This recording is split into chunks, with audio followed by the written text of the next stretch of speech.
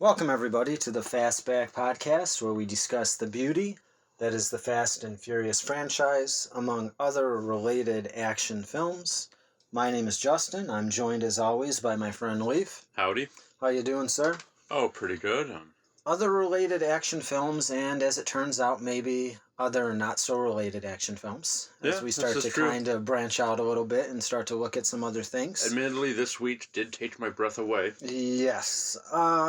Speaking of, we decided to do Top Gun this week. Mhm. The reason being that over this past week, Tom Cruise was on an Australian morning talk show. I don't know if you saw footage of this, but I think I called and told you about it.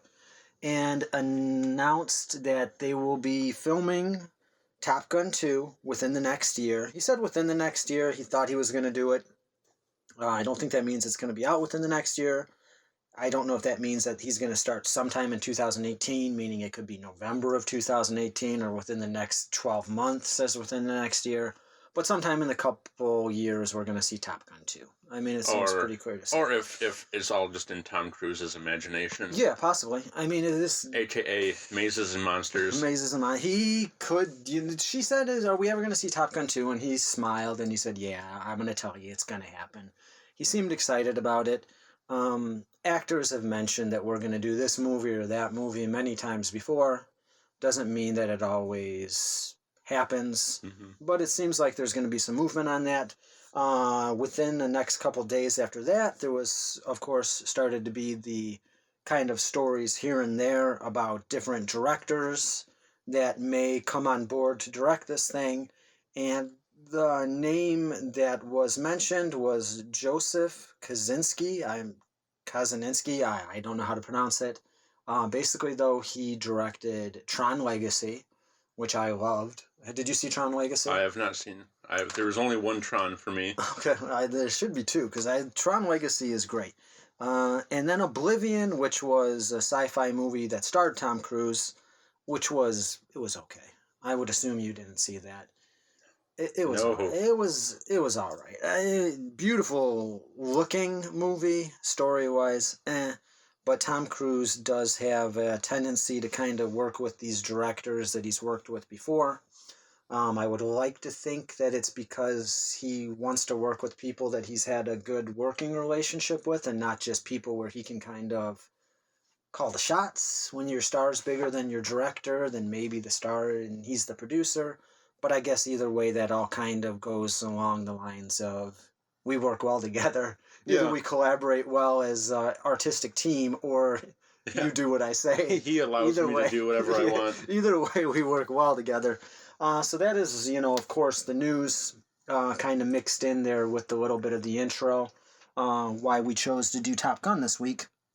Surprisingly, when we had talked about this, we both kind of got excited because we're both gentlemen in our late 30s, very much children of the 80s, but surprisingly, neither one of us. Yeah, we have not seen Top Gun. Yeah, somehow we went the entirety of childhood growing up in the 80s without ever... It's one of these things for me that fell through the cracks. Yeah. And I found the DVD. It was in, as I've mentioned before, my stepdad's DVD collection. And about, if I'm being honest, probably about 6 or 7 months ago, I said, man, you know what? I've never seen Top Gun. And I popped it in, and I think I maybe saw 6 or 7 minutes of it, and the phone rang, and that was it. So this, for me, for all intents and purposes, I had not seen Top Gun either. Yeah, the longest I ever saw Top Gun was however long it took me to walk by one of the Top Gun posters. Yeah. Well, also, it's one of these movies that even if you haven't seen it, you have seen it because as we have grown up, it's been parodied so many times. Oh, yeah. It's one of these things where, and it was interesting, and we can talk more about it as we get into the movie. It was one of these things where, like, I knew the scenes, but I didn't know the scenes from Top Gun. I knew that scene from The Simpsons, and that scene from Family Guy, and that scene from a Saturday Night Live skit. So it was almost like I had seen the movie, but through all these various parodies that had been done on, comedy shows and stuff like that.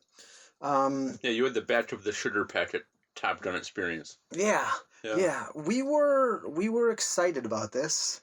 And we're gonna we're gonna get into it. But before we get into it, I thought we would do things a tad bit different on this episode, Leif, if you don't mind.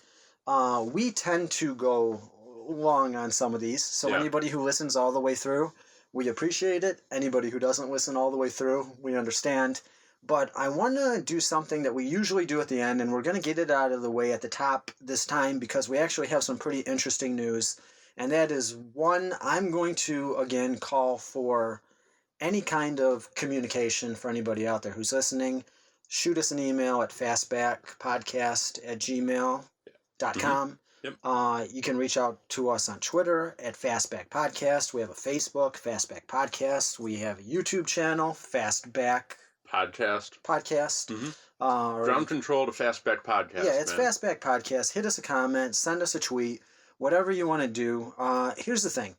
We're very new at this. Now, you all out there listening to podcasts and watching different YouTube channels, as I watch many, as I'm a fan of many different YouTube channels, you know that sometimes you'll send a tweet, sometimes you'll send a question, an email, and you're not going to get a response because they get thousands of them every week. Get in on the ground floor with us. We will respond to your message. We are the two guys sitting in a saloon ghost town. Yeah. This is how I thought of it. Remember that girl in either grade school or high school that you think back to and you say, man, that's the girl I should have dated. But you didn't because you were too busy chasing after the cheerleader. And now as a 37, 45, whatever-year-old man, you look back and go, oh, that was the girl I should have been talking to. We're that girl, so stop chasing after the cheerleader. Send us a message. We'll be happy to respond. Yeah, just ask us out. Just don't regret it. One day, hopefully, we'll be getting a couple hundred emails ourselves a week that we probably won't read through when it gets to be that many, because how could we?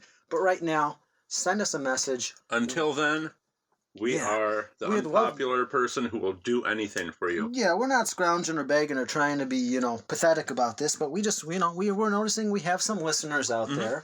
And we just want to, kind of touch base with you and communicate with you a little bit, and kind of, that's what it's all about for us. Kind of hear what you think about these movies. You can only broadcast from your parents' basement for so long. It's true. And if you want to send us something, if you say, like I said in 2 or 3 episodes ago, we can talk about these for 2 hours, but we're going to miss something. Yeah. And if you're sitting there and going, how could you not talk about this scene? Send us something and we'll bring it up on next week's episode and say, hey, so-and-so sent us this. How could we have forgot about this? But enough graveling and begging for tweets or emails for us to make us for now. I'm going to pass it over to Leif for a second, because Leif has actually, and the reason why I brought this up at top, some pretty exciting, for us anyway, related news about something that we launched just 2 days ago. Leif, why don't you tell them about that? Oh yeah, so now we have a permanent home on the web. It's fastbackpodcast.com. Hey, would it be anything else? It shouldn't be. And wouldn't it have been just a bear if we had everything else be Fastback Podcast, and then you got on there, and for some reason that was taken. So this is like the Fastback Podcast. Yeah. But yeah, it's fastbackpodcast.com. Pretty good looking website. Nice. I know nothing about this stuff. Leif knows everything about it. He did a very good job. I think it looks great. So what can they find on there? How does this help them? How does this help us, just briefly? At the moment, it's just, our latest podcast. Well, it's all of our podcasts. But also in the future, it's going to be... There's so much stuff. Like when we get together and talk and plan for these things, there's too much stuff out there to talk. And as you noticed, we can spend 2 hours talking about a 2-hour movie. So... This is going to be, some quick hits here and there in the future.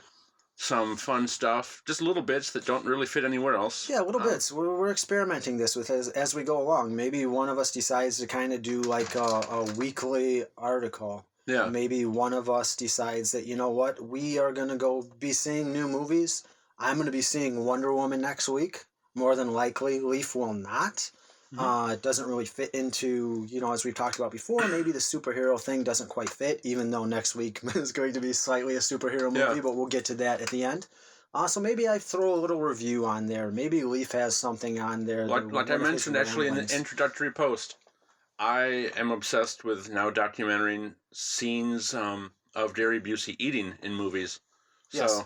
And I am interested in seeing a man document scenes of Gary Busey eating in movies. So it's going to be unique stuff like that. There's no real schedule for that yet, where this is going to be here every Tuesday and stuff. I mean, it's just, there will be the Wednesday post for the podcast. Yes.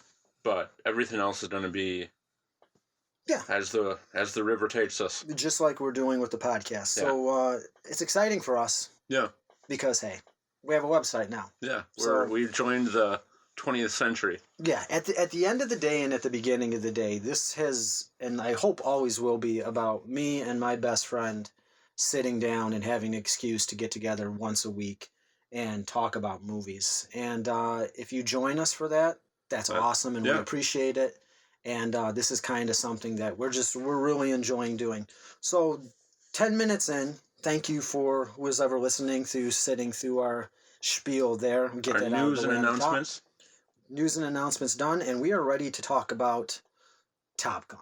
Top Gun. 1986. 86. Directed by Tony Scott. I like Tony Scott. I don't know how many Tony Scott movies you've seen, but I think you've probably seen more than you would imagine. He did a lot of those when we would be going to the $2 theater in the early 2000s, and every year you would see like the trailer for the new Denzel Washington I'm Angry Guy Out for Revenge movies. Mm-hmm. A lot of those were Tony Scott's. So we'll have to look back at I think Tony Scott did Days of Thunder. Okay. Which will definitely, we can't do it soon because you got to space out your Top Gun and your Days of Thunder. Yeah. Those are two gems that you can't have those in a row. You can't back to back those. Yeah, like having Thanksgiving and then the next day immediately having Christmas. We have to break those apart. So Top Gun, we're going to do what we always do. If this is your first time listening, usually I hand it over to Leif. He does his best to try to explain what the heck happened in these movies, and I interject with my usual mountain of notes to kind of keep us on track. And as I was talking to Leif about this, the reason why I take so many notes, because sometimes he looks at these notes and he kind of shakes his head and is like, man, we can't talk about this movie for 4 hours. These notes are just to keep us on track. Oh, yeah. Yeah, because as last week's episode, when all of a sudden we were segueing into... What did we segue into? We segued into... Oh, we were talking about Fast and the Furious 6, folks, which you can find on YouTube and all the regular places. But we were talking about vending machines. We were talking about who sweeps the floor at the White House. It was... it's one of those things where if we didn't have these notes, we would forget where we were. We'd be lost in the weeds. In the movie. So usually it's the name of this little section and segue is I say, Leif, take the wheel. But I don't think that applies here. What is the pilot version of that? Did they call it the stick? Like, you got the stick? Well, I mean, there's a pilot. It's not like they pass off being a pilot. No, but I mean, if I say take the wheel, that means you're using a steering wheel. What is that thing called that controls the plane? Is it the stick? I guess it's a stick. All right. It looks like a stick. Leif, take the stick. Top Gun starts off with a little blurb about... A little history blurb. Yeah, the first thing it did was make me read. Yeah. And... Like a good paragraph. Yeah, and I mean, I only expect that in basically in like black and white, foreign movies. Yeah, they give you... And it's about the founding of the Top Gun school, I guess. Which I didn't know was a real thing. Yeah, so it's about, we needed to get back to basics of air fighting. Yeah, something about... I read through it barely, where something along the lines of like when these guys got back from World War II, they decided this was the future, and we're going to have this school to train guys how to fight in jets, and the best of Navy pilots are going to be invited to go to this school, and they called it Top Gun. And then they get to be the best of the best of the best. The best of the best of the best with this contest, which I always had thought, because I never saw Top Gun, that this was like they were fighting in like some kind of war, but they're not. This is like a weird training. I always assumed it was some kind of war and not like, oh, these guys go to school. Yeah, they're going to their flight school, and the flight school happens to be a contest, and we'll talk more about that. Now, 3 minutes into this thing, and Danger Zone is already playing. Yeah, you get hit. And for me, I have been Danger Zone averse since the 80s, when I believe I've heard that song a million times. I don't think I've ever heard it outside of Top Gun. Danger Zone count. I'm doing a Danger Zone count. Yeah. Danger Zone count. Number one. Mm-hmm. They're playing some kind of score. They're playing a score at the beginning of it, and they're showing planes take off and all that stuff. Yeah, you're getting and then all of a sudden, the cool intro with the Danger Zone kicks in. What did you think about all the plane footage? I think I was going to ask you that later, but I might as well ask you off the top. It seems like stock footage, but it also seems like it was filmed for the movie. I don't think it's just stock footage, yeah, but it's actually it looks different than the set. Hey, we got our lighting and our scenes here. I mean, how could it not? Did you think the plane stuff looked good? Was it easy for you to follow? Oh yeah, we can talk about it. I mean, it seemed like it was all right. It's growing up with these movies, I immediately fall into line with the realities of these movies, so it doesn't matter. I mean, seeing Tom Cruise up in the air, spinning around and upside down, with a MiG, makes sense to me. But I completely accept all variations in these movies. For 1986, though, this plane footage, you're saying that, whoa, this had to be pretty cool because maybe they had not seen much like this. Every now and then I talk about James Bond. I'm a big James Bond fan. And one of the points that I like that people make about the James Bond movies and why they were so popular in the 60s is people would go to these movies and see these exotic locations, from the middle of Iowa. And this was incredible to see, the Keys and and stuff like that. So Keys in Monaco. Yeah, exactly. Yeah. And now it's a dime a dozen. We see this in 12 movies a year. But I'm guessing in 1986, this plane footage was probably pretty rad. Oh, yeah. To see these things. So we got Maverick. It was tubular. Goose. Cougar. And Merlin.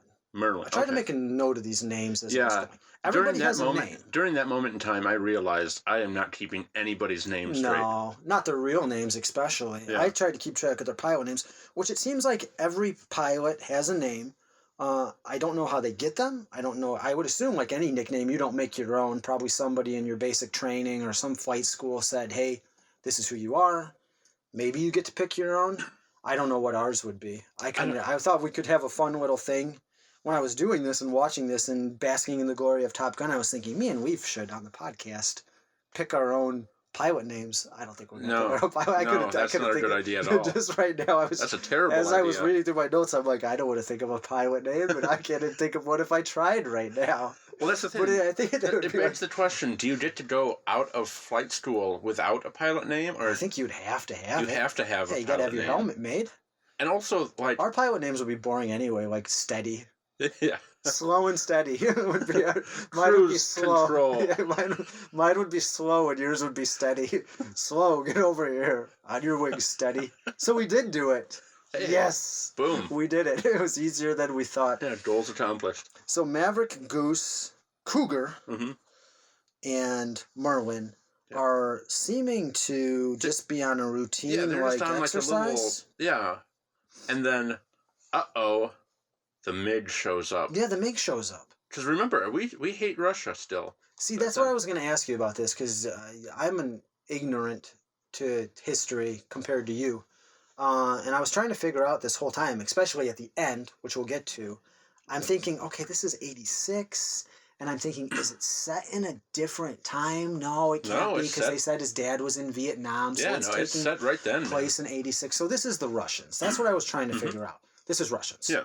Okay, so they're up there. You have to remember, man, there's the clarity of the 80s. We hated one group. Yeah. It was the Russians. Yes, and they gave us many, many, many incredible movie villains, because we had our go-to without worrying about being insensitive, which now that I think about it, I don't think they were that worried about being sensitive regardless at that time. Oh, no. But we had someone that we could say, okay, this is the bad guy, we're not going to offend anybody. Well, and it's not like the muddied world of terrorism where it is oh, it's this guy, but he's connected to this guy, but this guy, but this guy. Yeah, like we saw with Fast and Furious is that we've been watching. It's just a faceless, this is just bad guy. Russians. We had the Russians.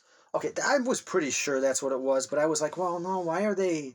And this will get to a point, and we'll talk about this more. I'm like, well, why are they engaging them, and what's going on here? Why? So we have it's a Russian jet that starts to mess with them a little bit. They get on their tail. They're, hey, what's going on here? Which has to be surprising for them because we're not at war. There's like a little weird and maybe I missed it. I don't know why the MiG showed up other than to just be a pain. Well, I think it was like one of Russian. these things you read about in the news all the time, even now, Yeah. where it's like, oh, why did this Russian or this North Korean jet Yeah, fly a little this. too close to a carrier? They're kind of trying to push, but it's a little testing the waters, like, Yeah. hey, like Everyone's just basically messing being with us a crank. little bit. Yeah. So they get on Cougar's Yeah. tail, hmm and he's freaking out. Well, he got the missile lock on Cougar. He got the missile lock on Cougar, And then all this of a is surprising because everyone's like, "Whoa, we're just doing our routine things." Because I think it's important to remember, especially for the character of Cougar, that these guys are obviously these like hardcore pilots, but they've it's never relative had to, peacetime. Yeah, they've so never like all had of a to sudden, actually fight. Yeah. So like all of a sudden, yeah, in spite of the fact that he's flying jets and was probably properly trained in the fact that like you can basically die if you screw up. Yeah. He realizes that mortality is like right next to him. Yeah, I mean, make no mistake, these are still like in certain terms of the movie and in real life, of course, for people who do this, peacetime or wartime or whatever. This is still an incredibly brave, gutsy thing to be able to do to get up in these jets. Yeah. But you're right, they never had confrontation other than just going out and doing exercises and stuff like that. So yeah, missile locks. It's a different story. And like Cooter's mind is just blown. He's blown. Like he has the typical freak out. He's looking at a picture of his wife and kid on like dashboard or the controls or whatever you would call it. And so Maverick is gonna do some fancy flying. Yeah. And he gets behind. Just like behind him. They're trying to scare him off. Yeah. And then like, now was this the same one? Because he got one on the missile lock. I think he missile locks him. And then the guy's still hanging around, and then they're like, "Okay, he's just pushing our buttons." And then he does the thing where he does the fancy thing where he's like flying upside down, and Goose takes a Polaroid of him. Goose takes a picture, and he gives him a finger, and they think this is a blast. Oh yeah, this is the greatest thing that ever happened, because this speaks a lot into the character of Maverick that we're going to get into, but it's a little too soon to get into it yet. This is a dangerous situation where you're like, "Hey, wait a second, why is this guy coming so close to the aircraft carrier? He's locked on to one of our jets." But this is fun and games for Maverick. He's going to get real upside down, give the guy the finger. The command center is just like, "You are an idiot." Yeah. And then the guy takes off. Yeah. Okay. And the MiG. Mm-hmm. Am I saying that correctly? Yeah, MiG. Yeah. The MiG takes off, and they think this is great. This is a blast. At least Maverick thinks this is a blast. But not Cougar. Yeah. Cougar. He's gone. He's gone. He's done. And we should say that Maverick flying upside down is somewhat crucial to the plot in the future, because now he is the only guy who has seen this play. Yeah. This in a weird way plays into the love interest later. It gets his foot in the door. Basically, like these two, Cougar and Maverick are like the only pilots to have engaged a MiG. Yes. In history. So later on, that plays into the movie, because he's got a little bit of information that he basically uses to get his way into a woman's bedroom. Yeah, basically. We'll get into that. So Cougar loses it. He freaks out. He can't even land the plane. Yeah. Co-pilot is like, we're running out of fuel. We're running, which I thought was funny, because like they have the electronic gauge for fuel. Yes. And he taps it. Like, maybe if I tap the gauge, the lights will blink better. Yeah, well, that's the classic, like, that's the equivalent of blowing into an NES cartridge to try to get it to work. I mean, I think I've seen this. This will work. Oh, we're Cougar. I have a note really here. low on gas, I guess. I forgot about this. I have a note here that says, Cougar looks like me after I eat too much pizza at the pizza buffet. He's breathing heavy. He's sweating. He just looks miserable. He's got tears in his Contemplating eyes. life choices. He just looks miserable. Cougar looks and he's like, he's not going to land the plane. So Maverick helps him. Well, Maverick first starts to land, but then he's like, "Oh, I guess I should help too." So he like bounces and they're like, right Maverick, back you're up. almost out of fuel. You can't do this. Yeah. And Maverick's like, "See this rule book? I'm going to do this." Yeah, he throws out the rule book, and he goes and he guides Cougar into the landing somehow. Yeah, I don't know. I mean, which is fine. And the next scene we have is Cougar, and we see one one of my favorite characters in this entire movie, the principal from Back to the Future. Oh, yeah. And I think he's the principal. I know he's in Back to the Future. I know that for a fact. But I think he's the principal. He's the guy who's always hanging around the hall. Like, McFly, your dad was a bum and you're a bum. Yeah, yeah. I was like, okay. So that guy. Yeah, he's in this movie. And he quits. Yeah, he just turns in his wings. Said he's holding on too tight. Which I thought was a nice little turn of phrase that must mean something in that world. I'm holding on too tight. I can't do it anymore. He's lost the edge.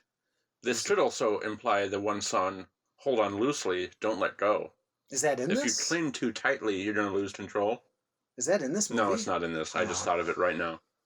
We'll have to listen to that song. That was an original improv by Leif. Did you make that song up just now? No. You said it was improv. Well, that whole line, Oh, all right. Well. I never intended For the to talk record, about classic rock. So we're not sued. Leif did not write that line. What band was it? Oh, I don't know. Okay, all right. Well, we'll figure it out, people. Perfect opportunity for you to leave us a message in the comments. Is it classic rock? I mean, if you told me what it was, I'd know it. He's lost the edge. Yeah, is the important thing, and he quits. And I was very curious because can you just quit? That's what I was going to say. Quitting comes up a lot in this movie. Yeah. And I was thinking, I don't think you can just quit. I guess you would still have to serve somewhere. Yeah, I mean, so maybe you just quit being a pilot. Yeah, maybe if your nerves are gone, they don't want you to fly. Well, I would hope not. Yeah. So because it seemed like that was a theme throughout this movie too, that this understandably happens to these guys sometimes. Because we talk about it and we won't get into it, but later in the movie, there's discussions where it's like he's not coming back, he's lost the edge. But it does seem very understanding. If I was in a war, and after my first battle, I'm just like, yeah, this is too crazy, guys. Oh, yeah. They wouldn't be as understanding, I don't think. No, I wouldn't think so. So, I don't know how this works. Yeah, because there's a lot of references in this movie where a guy's going to quit. You must just mean that you quit that part of it. It's not like you quit and then you pack up your stuff and you go home. You're serving somewhere else in the Navy. So he quits, and then we enter Maverick and Goose. Yep. Okay. And Back to the Future principal guy, this is my favorite scene of the whole movie. He's angry. All right? Yeah. Oh, yeah. And he's listing off. He's ticked off. He's giving like him the riot act. Yeah, it's like the scene from any cop movie. Yeah. Where it's like, McCluskey, do you know how much you cost the city of Portland on that chase? Those aren't your planes. Those are the taxpayers' planes. And he's mad because he did this, and he starts giving Maverick a long list of things that he's done wrong. I guess since he's known him, you did this, you're reckless, you're dangerous, you don't listen, you should have never went back out there. He brings up his dad. He's like, which is the first time we've... There's a lot of mystery with what did his dad do there, and we find out. But the whole time I'm watching this, because like I said, folks, we had never seen this movie before. The whole time I'm watching it, I'm thinking, well, what does his dad do that's casting such a shadow over Maverick? What's amazing, too, I'm spoiler alert on a 31-year-old movie. Yeah. But when we do find out, I don't know why anyone would be ashamed of that. Like, why... Well, we find out through classified information from Viper, but nobody else really knows. Okay. But even when it's a mystery that he disappeared during combat, why is that a shameful thing? It's not like he turned tail and ran and flew the jet off to like the Florida Keys and was never seen again. So yeah, that part to me was very confusing, and I think it's because they wanted. This is Maverick's primary motivation. Yeah, this is he has to like his And I even said he has something to prove here. The first note I have on this is why I put the movie. And I say Top Gun, or as I call it, enabling an egomaniac. Because we're going to get into this, but that's what this whole entire movie is. And this is what's great, though. This is exactly the best part of all of this is when he is Aldi Donald Pleasance. Yes. Is what I call him. Okay, which is true, yeah. He just completely gives him the once over. Yeah. And then immediately does the... Now, I don't want to say this. Yes, I don't want to do this to you. This is why I love this part. I don't want to do this to you, but I have to send you to the best school ever. Yeah, I have a note on that. But he has to send Maverick and Goose to Top Gun anyway. He has no other choice. And not to echo what you just said, but I'm going to talk about it because it was my favorite scene of the whole movie. It isn't, you're a bum, you're irresponsible, you're reckless, your dad was a punk, I don't think you should be here. If it was up to me, you would have been out of here 6 months ago. You're the worst guy I got, but by God, you're the best pilot I've ever seen. And that's throughout this entire movie. Oh, yeah, yeah. Is people disciplining Maverick and calling him out on his BS, but then turning around in the same breath and saying, but man, you are incredible. And why can't I quit you? Yeah, we're going to talk about that a few times. So he's got to send, what Leif is referring to, if you've never seen the movie, is he's got to send them to the Top Gun contest. At first I thought it was just a contest, but then it turns out it's a school. Yeah, it's a school. So it's like almost like a master's degree for pilots because they're already been trained to be pilots. So this is training to be like, hey, you're pilots, so you're going to be the best pilots now. And one guy is going to be the best of the best pilots. Well, and what seemed interesting then is after you pass and you graduate, then you can become a teacher at the pilot school. Yeah, you can be a teacher.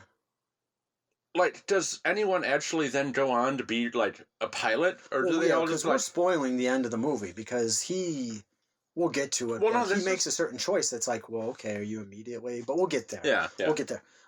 So they're sending him to Top Gun because, lo and behold... We got to send somebody, so we're going to send you. Cougar was the best. Mm-hmm. He was the one who was on his way to Top Gun. Until life got too real for him. And then it hit the fan. Yeah. And now we're sending Tom Cruise. Because I guess did he have two choices? Like, it's like, hey, you were the best. You're second best, but you're a complete screw-up and we can't trust you. Hey, third best guy, you're still real good. We're going to send you. But no, because Tom Cruise gives that Tom Cruise smile. Oh, yeah. Which he does a lot in this movie. Folks, I like Tom Cruise. You have different feelings about Tom Cruise. Yes. This is one of the most Tom Cruise-y performances Tom I've Cruise. ever seen. This is Tom Cruise is all over this movie. Tom Cruise as Tom Cruise, playing Tom Cruise. And I have a note here. After that scene where he busts his chops and then says, by God, though, you're the best. I have a line here. I'm going to read this word for word because, ironically, this is going to change. Spoiler alert. This is already the best movie I've ever seen. Because up to this part, this thing's great. Oh, yeah. Up to this part, you're like, why did I watch this when I was 9? It's like watching House in a plane. Yeah, it's like, why did I watch this when I was 9? So, Tom Cruise agrees, right? Because he's ecstatic about this. Yeah. They're like, oh, yeah. They tore up about their friend leaving. And he's like, yes! And Goose is excited, too.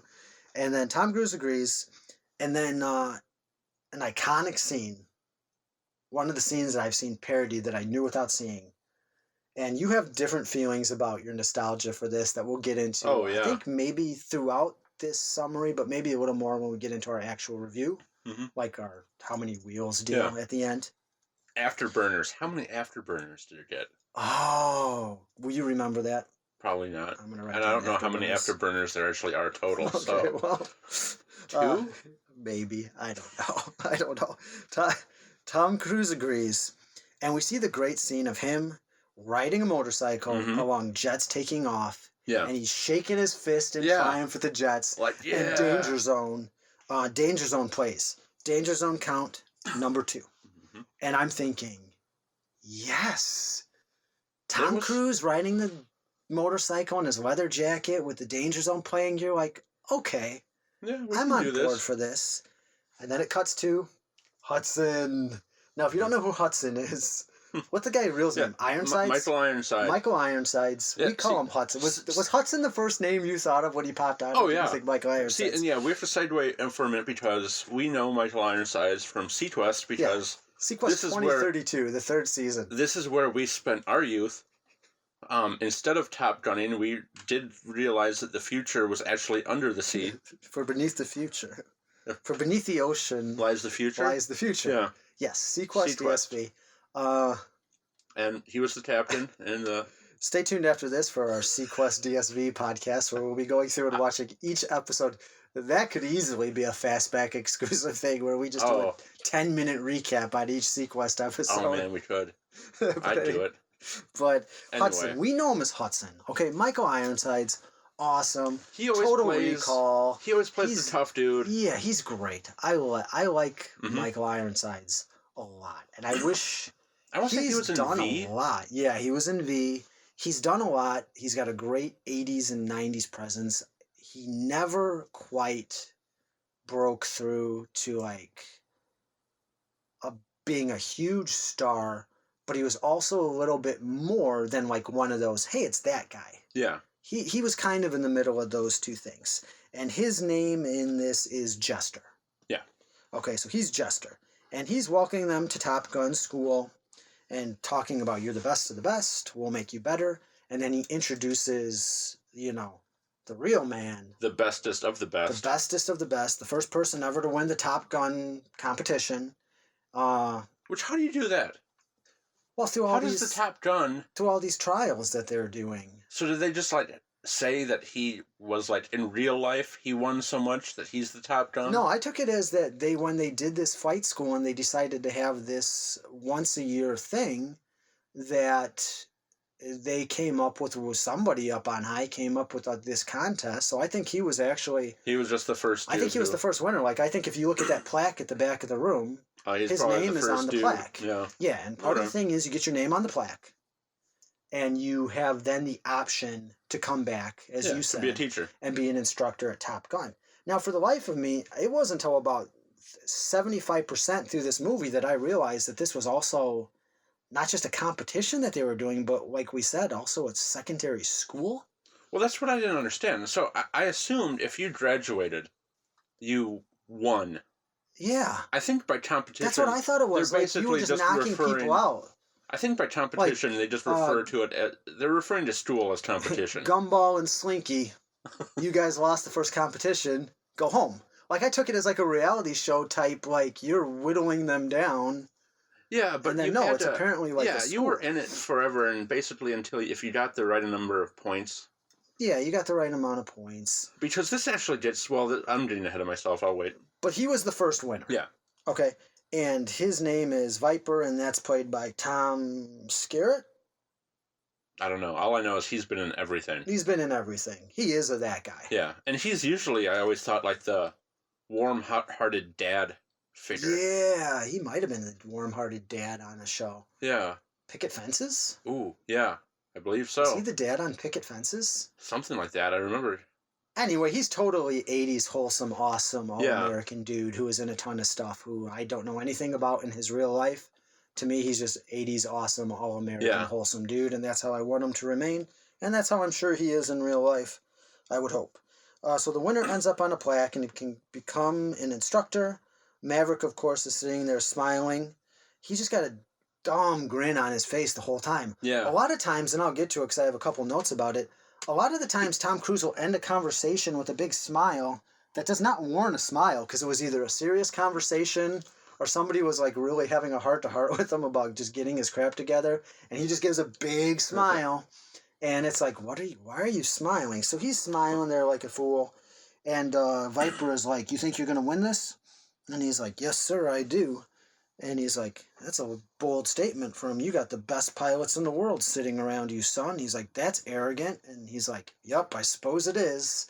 And he's like, I like you. Because again, oh yeah, the whole movie is people enabling Maverick's dangerous and reckless egomaniacal behavior. So why don't you tell us a little bit? You're a sociopath who's out for just yourself. Yeah, well, it's funny that you said sociopath because we're about to be introduced to the movie's real sociopath, who I think could be clinically diagnosed as a sociopath, and that's Val Kilmer's Iceman. Ah, you think he was a sociopath? Yes, and I will get to it. It's too early for me to get to it, but I will get to it. We see he's Val Kilmer as Iceman. He's awesome in this. It's young 80s Val Kilmer. Oh, yeah. And it's a weird crossroad for both of these actors because when you look at where their careers went from after this movie, Oh, they Val went. Kilmer could easily be the Tom Cruise right now, and Tom Cruise could easily be the Val Kilmer. You wouldn't, they could each, because they're both pretty Mhm. big at this time, and they both, Tom Cruise is probably a little bit bigger of a star at this time. Was Risky Business before or after Risky this? Business was before this. Okay. By probably maybe 2 or 3, maybe 4 years. When you're a kid, things seem like they're 20 years apart. It's either And 20 then you look years at or that like one and be day. like, oh, Predator and Terminator came out 1 year from each other. So we get our first glimpse of Val Kilmer's Iceman, and they're in the class there too. And then we segue to, and I'll let you take the stick after this, we segue to a scene where they're kind of all at like a club or a bar. Yeah, they're at the Just after the class. The local bar. Yeah, this is where we're going to get some character development. So what do we see? Okay, so everyone's at the bar doing their thing. There's Maverick and Goose. Yeah. Are there? Yeah. And bar stuff happens. Bar stuff I think happens. there's a little weird run-in with I want to keep on calling him Vanilla Ice now. Iceman. It's Iceman. They run into Iceman, and I can't remember what Iceman's something about respect co-pilot is. Well, they say that, who is like, this? he says, have you figured it out yet? Yeah. Figured out what? Who's the best? And then they talk a little bit about how, hey, Cougar was a good man. And You shouldn't, yeah. And then You're Tom lucky Cruise, for being here. Yeah, he's like, Cougar was a good man. And Tom Cruise goes, he's still a good man. Val Kilmer goes, well, that's what I meant. And Tom Cruise goes, yeah, I thought so. So you're starting to see that Iceman he's cold. Okay. Hence the name Iceman. Hence the name Iceman. And that's what I think it's in the same bar scene, or maybe it's later.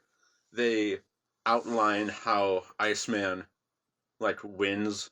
Yeah, he's everything. the best. Iceman is the best. He wins because he follows the rule book Yes. to such an extreme that an enemy just gets bored. Yeah. Nothing rattles him. He doesn't take chances. This is the complete opposite of Maverick. He will kill you through absolute boredom. He, like you said, he doesn't think Maverick should be there. They have their little kind of 80s run-in where it's like, okay, this is his competition. This is, his antagonist. Even though, and again, in my mind's eye, having never seen this movie growing up, I thought that Iceman was a villain. Yeah. He's not. No. He just has a different way of looking at things. Probably a more correct way of looking at things, but we'll get into that. He's not a villain. And this is what I want to...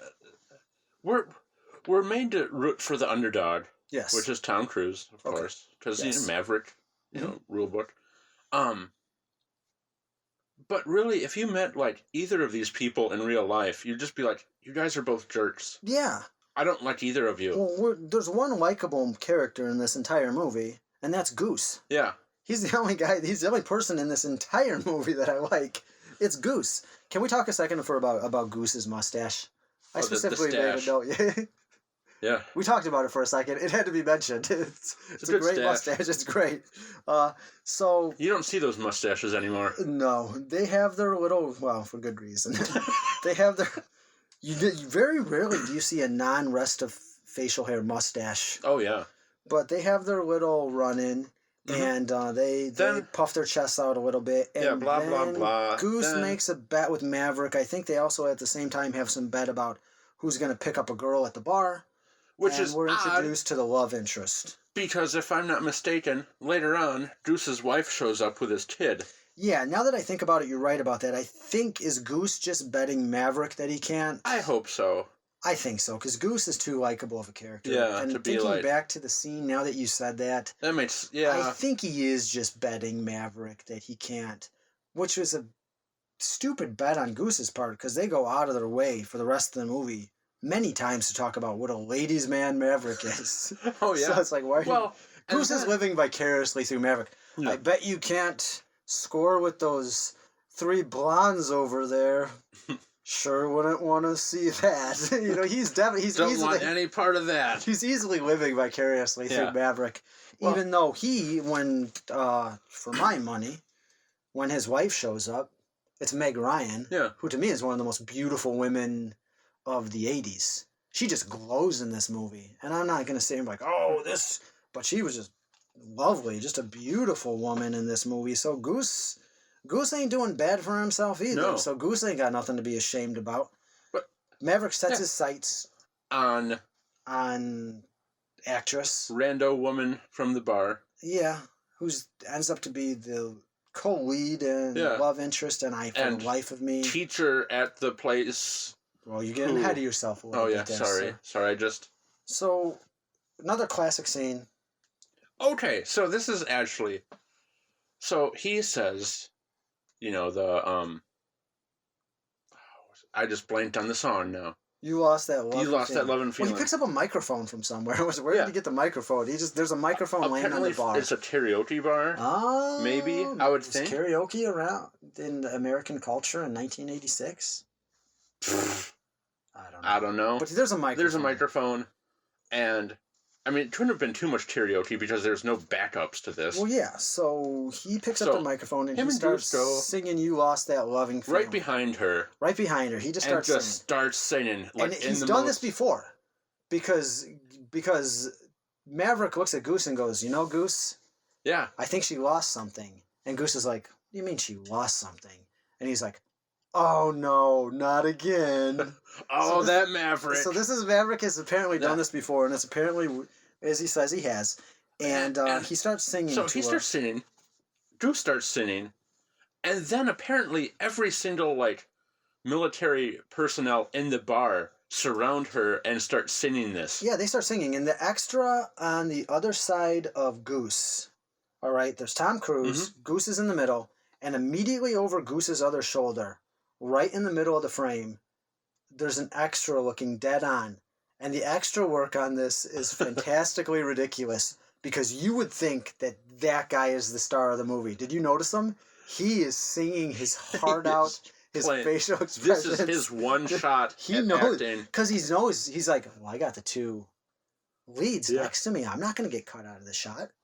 Even in 1986 VHS pan and scan technology, he's not getting cut out of that shot. Yeah, he is in there. He's in there, so that guy's great. And then they disperse, and he's sitting there, and he's talking to her.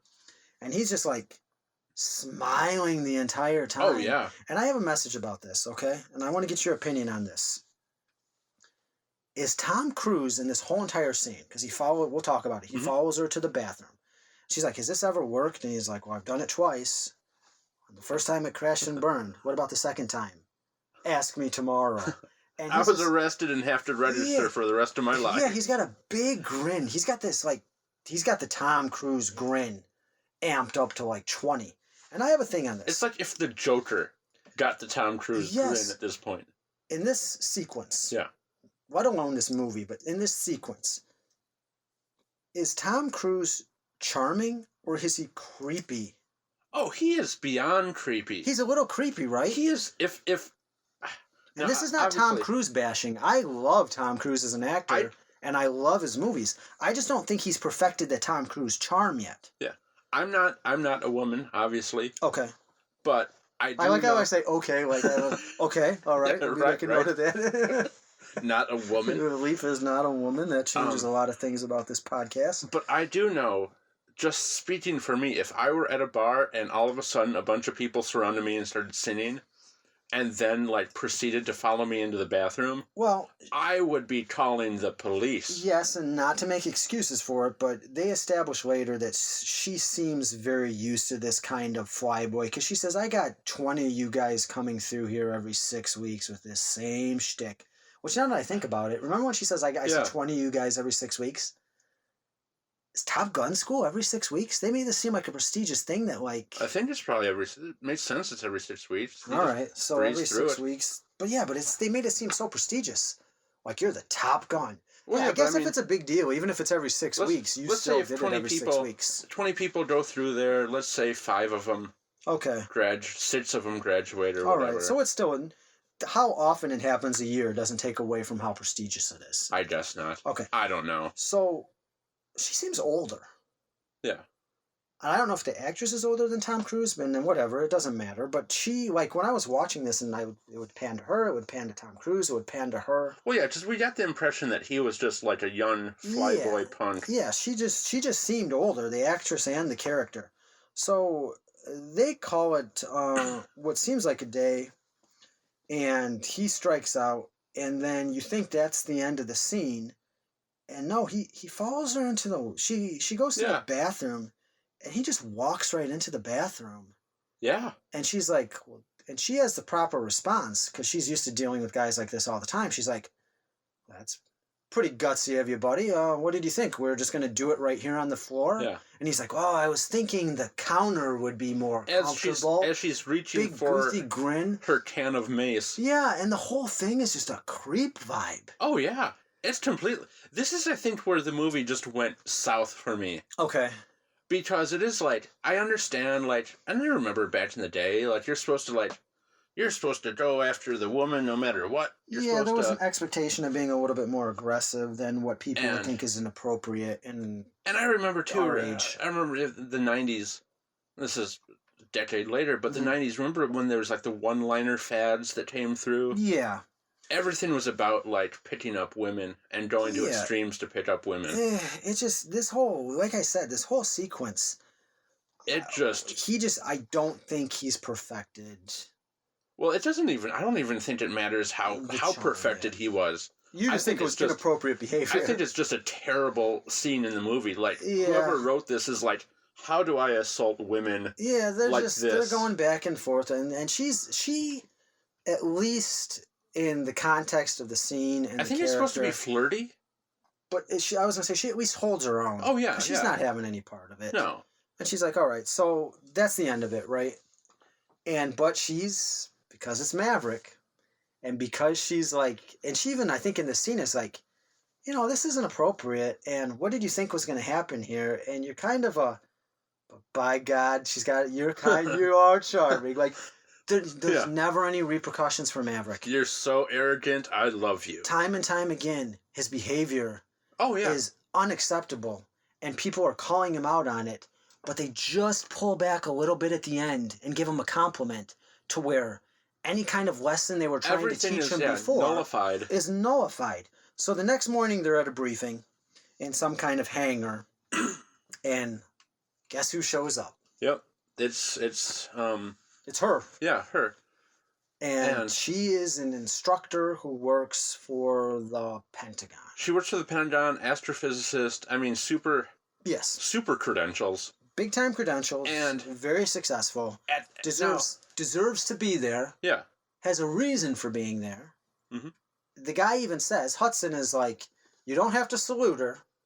She's not military. Yeah. But as far as you're concerned, she's the bee's knees. You work for her. Listen to what she says. Not Maverick. Maverick is just going to start flirting with her and putting her down. Maverick takes this opportunity to cut her down as many sizes as he can. Yes, because she says, well, the maid can't do this. And he goes, hold on a second. Yeah. They can do this and this and this. And she goes, I think I probably know a little bit more about it than you do. And then they start to tell the story about how they flew upside down. And that's the thing. Like, he does this in a way where he could have told her. Yeah, he could have just told her. And not been a crank. No. But he's got information, and she's like, hey, really, did you really do this? At first, all the other pilots are thinking he's telling tales. Yeah. Okay, and she's like, I've come across guys like you every 6 weeks. But listen, if by chance that you did come this close to a MiG and you can see that they've improved this certain aspect of technology that allowed their jet to do this, that's pretty important. Yeah. And that's something that the Pentagon needs to know about. So could you please could you tell me what you saw the MiG do so I can pass it to my superiors? Because this is what we do here. Ha ha ha. I don't know, maybe over dinner. No, guy. Yeah. You should be pulled into by superior officers right there and put under the lights and say, stop being cute. But we love his arrogance. What do you know about this jet? Maybe over dinner, huh? And she's just like, okay. She's like, whatever. So he's got info, but it's classified. He's not going to tell her. No. He's going to hold this. He has something in a creep way to hold over her now. Well, this is the thing. Everything he's doing is to he's trying to assert his power over her. Yes. Invades the bathroom. Yeah. Puts her down in front of all the guys. Yeah, he's not. It is not. And it it goes from there. So we'll continue to get into this, and we don't try to make this like about a social thing, but just looking at this through the first time through 2017 eyes. Oh yeah, it's hard not to say this guy is. Wait a second. So we'll get into. I almost want to look up criticism of the movie back then to see if how anybody said anything about it. I don't think it. I don't know. I'm speaking naively here because I was a kid, but I think this was just like, yeah, Tom Cruise. Yeah, Tom Cruise. Yeah, it's Tom Cruise. And Danger Zone. Danger Zone. And that might be an interesting thing for us to do with some of these older movies. Mm-hmm. I don't think we should do it with anything that came out in the past 3 or 4 years. No. But with an older movie, it might be interesting before we do the podcast to go back and read a couple reviews. Because, 31 years. That's a long time. That's a long time in movies. That's a long time in technology. That's a long time in society. I do like the little line when she's like, "What were you doing?" And he's talking about implying when he gave him the finger that he was keeping up foreign relations. That was fine. And then she says, "So you're the one?" And he goes, "Yes, ma'am." So she knows he's trouble, but you're already getting a little bit of but she likes him. Yeah. He has a little run-in with Iceman. Mm-hmm. And I think even Iceman, in the stairwell, is like, "Hey, if you know something, stop being a crank about it." Well, this is why I want to know why you think Iceman's a sociopath. He seems extremely logical. No, Iceman is. I didn't say he wasn't logical.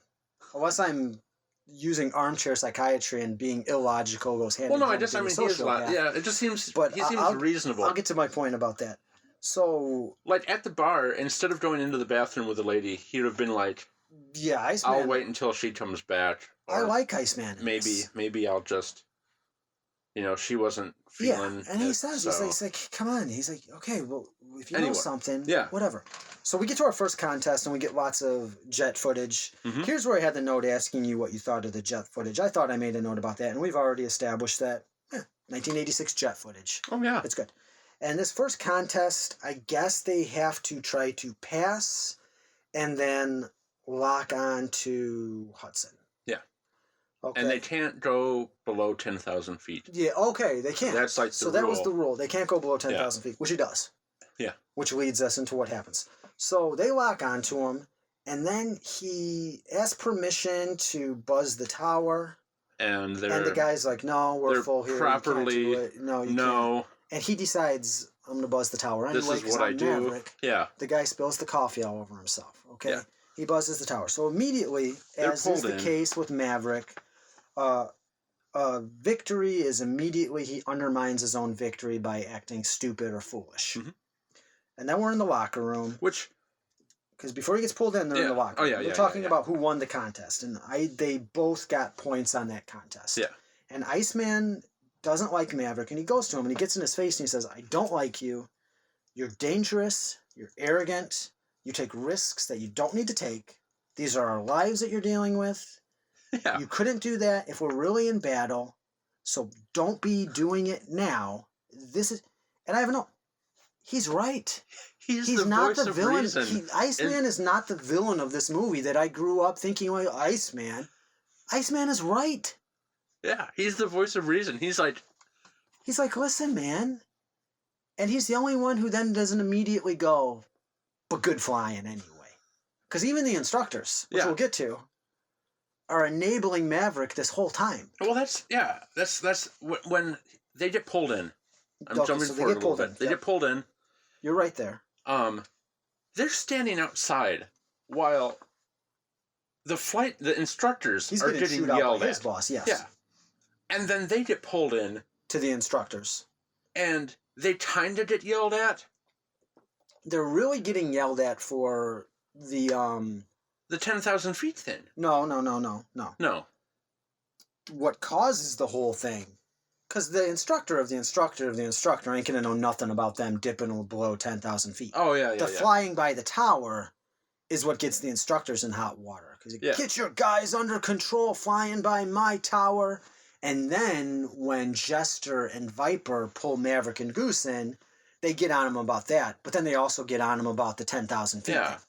Because I just remember, because Tom Cruise is like, "But we were just down there for a second, and I got the lot." Yeah, and then they leave. What's not in that voice? But... "Don't let it happen again. Da-da-da-da-da. This is," he gives them the rundown, hey, there's things have repercussions. You gotta you gotta grow up. This is very important. Stop acting like an idiot. And then they leave. And of course, immediately when they're alone, two grizzled veterans, they look at each other and they basically have the, that kid's got spunk though. Yeah. You know, like, yeah, God, Hey. Maverick, we were young. And even Jester's like, he's like, yeah, but would you want him by your side if we ever were in a war? And Jester's like, I don't know. I don't know. His dad was good. We're alluding to the dad again. Yeah. Okay. So after this, we go to a scene when they're in a hotel room or whatever, wherever they're in their barracks, I guess, or Yeah. whatever you call it. The terminology I'm not familiar with. Their quarters, probably their quarters. And he's sitting on a couch, and Goose comes in. Mm-hmm. Okay, and he's all smiles, and Goose has a heart-to-heart with him. Yeah. And he's like, hold on a second, Maverick. And he's sitting there grinning. Hey, Goose. I'm Maverick. And Goose is like, hey, listen, I have a wife. Yeah. I have a kid. A week ago, I was very excited about winning the contest. Now I'm just wondering if we're going to be able to graduate. Please. Yeah. Please stop acting like a jerk. Yeah. Yeah. You're going to take me down with you. I can't get kicked out of the Navy. This is how I feed my family. If you don't think about yourself, think about me at least. Yeah. Please. Yeah. And then I got to know, is Goose ever just sick of this guy's crap? Yeah. And then what does Maverick do? He just smiles. Hey. Okay, Goose. We got this. And then Goose just kind of laughs and shrugs his shoulders, and they both laugh. And he's like, okay, I understand. And Goose is like, I understand that, with your dad, it's hard for you being so-and-so's son. We still don't know what his dad did, but at this point, it sounds bad. Yeah, oh yeah. Like, you were, I know you feel like you were lucky to get in here too, especially after what your dad did. Dying in combat. Yeah, that we find out later. But then, he sits there and he basically has that heart-to-heart with him, and they leave it with, he's like, okay, he's like, I got it. And Goose walks out, and we see Maverick, and he's kind of pensive for a second. And you're thinking, okay, does he get it now? Spoiler alert, he doesn't get it yet. No. I don't know if he ever gets it. We'll get to that point. Yeah. On to the next scene. And this is another notes-heavy, trying to remember what happened, but they're in class, and we're back to the love interest. Oh, yeah. So, are they in class? Yeah, because she's coming around grading papers or something. Yeah. Like, oh, no, if you did it at 80 degrees, you would bail out. Whatever. Yeah. And then he's like, but that would get me around, blah, blah. Yeah. And meanwhile, she's writing something on the paper. Yes. And you're thinking... Well, he's hitting on her the whole time. Yeah. And she's like, I don't date students. This is when she says, like, listen, man, I've seen a million of you guys a year. You're all the same. Yeah. I don't date students. And the other guy's like, ha, ha, ha, like the guy in front of him. I think Iceman's partner is like, crash and burn, dude. And she's writing on his paper. Yeah. And you're like, and then, nope. Yeah, hands it to him, walks away, and then you realize, oh, it's actually, she's inviting him to dinner. She's inviting him to dinner. The charm is too much. Yeah, completely overtaken. But she's got an alternative motive for inviting him to dinner, which we find out. Which gives her a little bit more character, but then they immediately take it back away. Oh, yeah. And we'll get that. So, but then, and I don't mean I'm jumping ahead, I can tell, but volleyball scene. No, you're right. It's the volleyball scene is the next scene. Yeah. There's a lot of just like, we're jumping right to the, boom, here it is. Like, volleyball. he tells the one guy, he's like, you stink, man. Yeah. And he's like, boom, I got the date. And he's like, oh, you stink. And then, yes, and I have this scene, and I really want to talk about this. Okay? Because this is one of those iconic Top Gun scenes that I was thinking, okay, how does this play into the movie? I know there's a volleyball scene coming up. I know people parody it all the time and make fun of it. And I have, okay, so, and this is my note. Why does this volleyball scene exist for real, ... Why? Why is this volleyball scene in this movie? They were just playing volleyball. But movie-wise, plot-wise, is it just to show their growing competition with Viper? Not with Viper, with Iceman? Yeah. Is that all it is? Like, hey, we're competing. This is the competition. It's in the jets. It's on the volleyball. They need to throw some shirtless. But they're not all shirtless because Goose has the best outfit I've ever seen in this. He has a sweatshirt with the sleeves cut off and a floral patterned shorts. Well, also Iceman I think has a shirt. No. Yeah. No. Yeah. Because I remember. I remember Three Bare Chests because that's what made Goose stand out so much. No, because Tom Cruise. Mm-hmm. Then I think Iceman's partner, which I can't remember his name. And then there's like another guy who was like posing almost. He was doing like all of these like maybe in the background, poses. but it was 2-on-2 volleyball. Are you sure Val Kilmer's got a shirt on? Maybe. I guess maybe not. I don't know. I don't think so because I would think like just in behind the scenes, Val Kilmer at that time would have wanted the shirt 1986. off. I'm like, like behind the scenes, like so. Anthony Edwards is wearing a sweatshirt. He's talking to like whoever, and he's like, "Hey, is Tom? Is he wearing a t-shirt in this or is he not wearing a t-shirt?" And then someone else but goes over.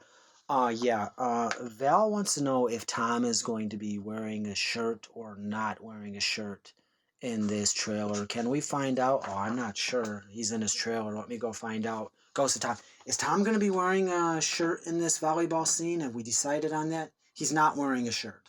Okay, no. Well, Val's people wanted to know because if Tom's not wearing a shirt, Val's not wearing a shirt. He's not going to be out there with a shirt. Well, we don't care if the script says shirts versus skins. If Tom's not wearing a shirt, Val's not going to wear a shirt. Okay. Anthony says he wants to wear a shirt. He's not going to. He's self-conscious about his physique. He'll wear the shirt. Yes, he's going to wear the floral shorts. Okay, we'll go back. Yeah, Tom's not going to wear the shirt, Val. Well, then I'm not wearing the shirt. Okay, but can we get oil for Val? Well, we got Tom oil. I just like to picture the behind the scenes. The negotiation. Ego. Yeah, just the pure ego that was on these sets. Yeah, maybe we need oil for Val. I thought I saw someone in a shirt. I don't know. And then some poor production assistant has to oil. Can we get oil for Val, please? All right, we're almost done with Tom. Tom's not wearing a shirt. Yes, we know. So anyway, what you think that bum just to be the only shirtless guy? Yeah, so we know that it has to be the reason for that scene, competition, and because hey, you know what? Good on you, Tom Cruise and Val Kilmer. You've been working out. You want to scene without a shirt, and that's I think a lot of the time in these movies. Everything is a choice. Mm-hmm. So it's either I've worked out for 8 months for this. I'm going to have a scene in this without my shirt on. And I hate to say this, and I don't want a little something for the ladies, but I'm sure there's some truth to that. Oh, it was. You have Tom Cruise, you have Val Kilmer, heartthrobs. Yeah, you're going to have them in there with their shirts off. They're going to be shirtless and oiled up. So I think we've talked. Yeah, we have talked plenty about that volleyball scene. But this somehow makes him late. This makes him late because, they have a couple games. And Goose wants a third game because they're tied 1-1 game. And Goose is like, hey, man. Well, volleyball where is are you going? his life, apparently. And he's looking at it. And I was hoping because you realize that they're setting up that he's going to be late for the date. Mm-hmm. You know how they realize that they're setting that up? Because they make a point to write on the note that they show you close up, don't be late. So you know he's going to be late. Oh, yeah. And I'm thinking, please let Tom Cruise stay and play a third game of volleyball, and that's why he's late. His comedy, he's been working on this date for 7 weeks, and he's going to blow it because he has to beat Iceman at volleyball. But no. He gets on the motorcycle, and this is where we hear your second favorite song, your second least favorite song. Take My Breath Away. Take My Breath Away is playing. And again, another iconic scene. And I've had that song running in my head now for... Me too. Forever. Another iconic scene of him. You got Tom Cruise. The sun is going down. Motorcycle. It's a sunset. He's on the motorcycle. He's got that leather jacket on. And all of a sudden, that bass line breaks in to Take My Breath Away. Yeah. And I'm thinking, and I'm like, this is classic. And this is when I realized, and I brought it up earlier, but at my point in the viewing of this film, this is when I realized, even if you've never seen Top Gun, you've seen this scene in some kind of parody. Yeah. And I know you are living a life influenced by this movie. Yes. And we're going to talk about nostalgia when we get to our critique at the end. Yeah. But this is say what you will about, and spoiler alert, as Leif has mentioned before, he doesn't like the nostalgia. And I didn't so much either, but this little slice of it I thought was nice. Tom Cruise, the motorcycle, the leather jacket, the sunglasses, the sunset, Take My Breath Away. And ironically, and I thought this was pretty cool, and I found out about this after I read it, they won the Grammy for Best Song for that, And you forget, like, all these songs that we've grown up with our whole life. They had to start from somewhere, yeah. They started from somewhere, and it's like, oh, this came from this movie. Yeah, this wasn't a song that they used in this movie. This song comes from Top Gun. This was the vile birth of many a poor junior high dance memory. Oh, man. So he goes to her place, and she's there. They make you think that he's late. Yeah. But she's there, and she invites him in, and we find out why she really invited him to dinner, which is... Well, we don't find that out yet, though. We find out first that he just demands to take a shower. Oh, yeah, thank you. He comes in, he goes... She's like, hey, you're late. And she's like working on something. Yeah. And Tom Cruise is like, hey, if you're doing paperwork, I'm just going to jump in the shower. Can you imagine going to somebody's house that you barely know, let alone somebody of the opposite sex that you're there for a date? Because that adds a whole nother element to it. Take that out of it. Take the fact that it's a first date out of it. Take the fact that you're at somebody's house. Can you imagine just going to someone's house that you barely know for the first time and be like, hey, what are you doing? Hey, man, thanks for coming over. Me and my wife, man, we're glad to have you. We've been talking about this for months. Listen, my wife is just finishing up dinner, and I got to put my kid to bed. Oh, that's cool. Well, if you guys aren't ready... Yeah, I'm just going to go take a shower real quick. Do you mind if I just go take a shower? No. Where are your clean towels at? Yeah, why didn't you do that before you came? Well, I was in a big volleyball game, man. You don't listen, man. It's tied up. I sacrificed a tie-breaking volleyball game to be here. Goose is going to be so angry at me. Goose is really disappointed. And what I want, especially now, add the element that this is a first date. Yeah. Because we all know what that's implying. Mm-hmm. Was he like, well, I'm going to see if I can just get in and get a lady shower in with this right from the get-go. Forget dinner. I'm going to drop that shower hint. I guess I could take a shower. He already proposed having sex with her in the bathroom. Oh, that's true. So this is... Yeah, so he's like, oh, let's get in the shower, I guess. And she's like, no. Was this part of Maverick's usual playbook? It's like, all right, show up to a first date really sweaty and dirty. Maybe it was. Maybe this was exactly like the Maverick dating rules. If you show up to the first date sweaty and dirty and then say, hey, let's just take a shower, it's bound to work. It's like the George Costanza just forgetting something at their house. Yeah, no. But spoiler alert, it didn't work. And he's sitting and they're eating dinner, and she's made a nice dinner for him.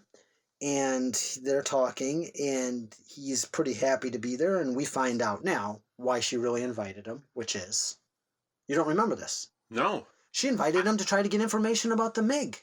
Oh, yeah. Because she's actually a professional with a real job. Yeah, who's not just a love-struck... I was distracted by, first, Take My Breath Away. Yeah, which is playing all throughout this scene in different musical cues. And then, because there's only 2 songs. Basically, Tom Cruise brought the worst mixtape ever. It's Take My Breath Away. That's your personal opinion. I think he brought the best mixtape ever. And then Sitting on the Dock of the Bay. Oh, yeah. And Danger Zone.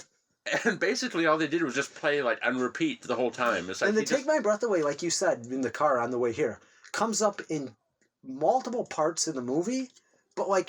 all different parts of the song. It doesn't cue up from the beginning of the song. It just like will start in the middle here. Because I guess you can't have it cue up at the beginning of the song every time. No, but you think you at least have a smooth transition. Yeah, it just comes up. Once that song starts, though, there are no smooth transitions. No. You start that song... Yeah. And so she's a professional with an agenda and an objective, which is to, God forbid, find out about this new Soviet plane, because we're in the middle of the Cold War. Yeah. And this goofball kid, as far as she's concerned, has information, so she has to play along with his shtick, because at this point, she's not just a love-struck schoolgirl. Yeah, who she still has her wits about her. Clinging to professional career. So they talk about the father. You know, of course, Tom Cruise puts Sitting on the Dock of the Bay on. I think this is all part of the Maverick playbook. He's like, all right. Well, that's the thing. If the shower thing doesn't work, I'll put on Sitting on the Dock of the Bay. And talk about I'm going to pretend like it's the first time I've heard it in 20 years, even though I listen to it every Friday night when I go on a date. All right? Like, he's you remember the Geico commercial we saw when he's like, hide the eyes? Yeah. Walk real slow. Yeah, the Western. The Western one. I just picture his monologue. Okay, sitting on the dock of the bay, play, slump against the wall, 5, 4, 3, 2, 1, tap back of head against the wall, Quiver the lip. look up, quiver the lip. It's been a long time since I heard this song. Okay, got her. Yeah. I used to listen to it when my mom would make me play it from upstairs. I had to push play on the record player because she was sick. She died 5 months after he did. Like, he's not even giving her an excuse to interject and be like, your mom was sick? What happened? Classic Maverick dating playbook. Basically, if I'm not getting any action, any of the other rapey ways, I'm definitely going to go for the sympathy. So he tells her about the dad, and the dad went missing, and she doesn't know, and she's like, well, somebody has to know, even though it's classified, somebody knows. And he's like, yeah, suppose somebody knows. And he smiles, and I have a thing, why does Tom Cruise smile after every line? A lot of the time, there's no reason to smile, as in when he's talking about his mom tragically dying of illness 5 months after his dad died. And then he leaves. Yeah, he's just like, She's I'm going to go take a shower. He's like, I'm going to go take a shower. And I'm like, is he again, dude? That's what I wondered, too. Is he like making the play for her shower? Yeah, that's what I thought. That's what I took it as. Yeah. And I'm thinking, because she's like, this is going to be messy. And he's like, I know. And I think that they're about to, they're to see what's going to happen. They're going to at least kiss. Yeah. And then she's like, where are you going? He's like, I'm about to take a shower. And I'm like, okay, he's sweaty and filthy. He's going to take a shower before their romantic encounter, so to speak. And no, he leaves. It shows him on the motorcycle, like, taking off. I thought he was for sure making another play. And I'm like, what a sleazebag. He's talking about his folks passing away, and this is all part just to get into the old bedroom. But no. Which, I mean, it is. Let's be honest. Oh, in the long game it is. Yeah. Sure.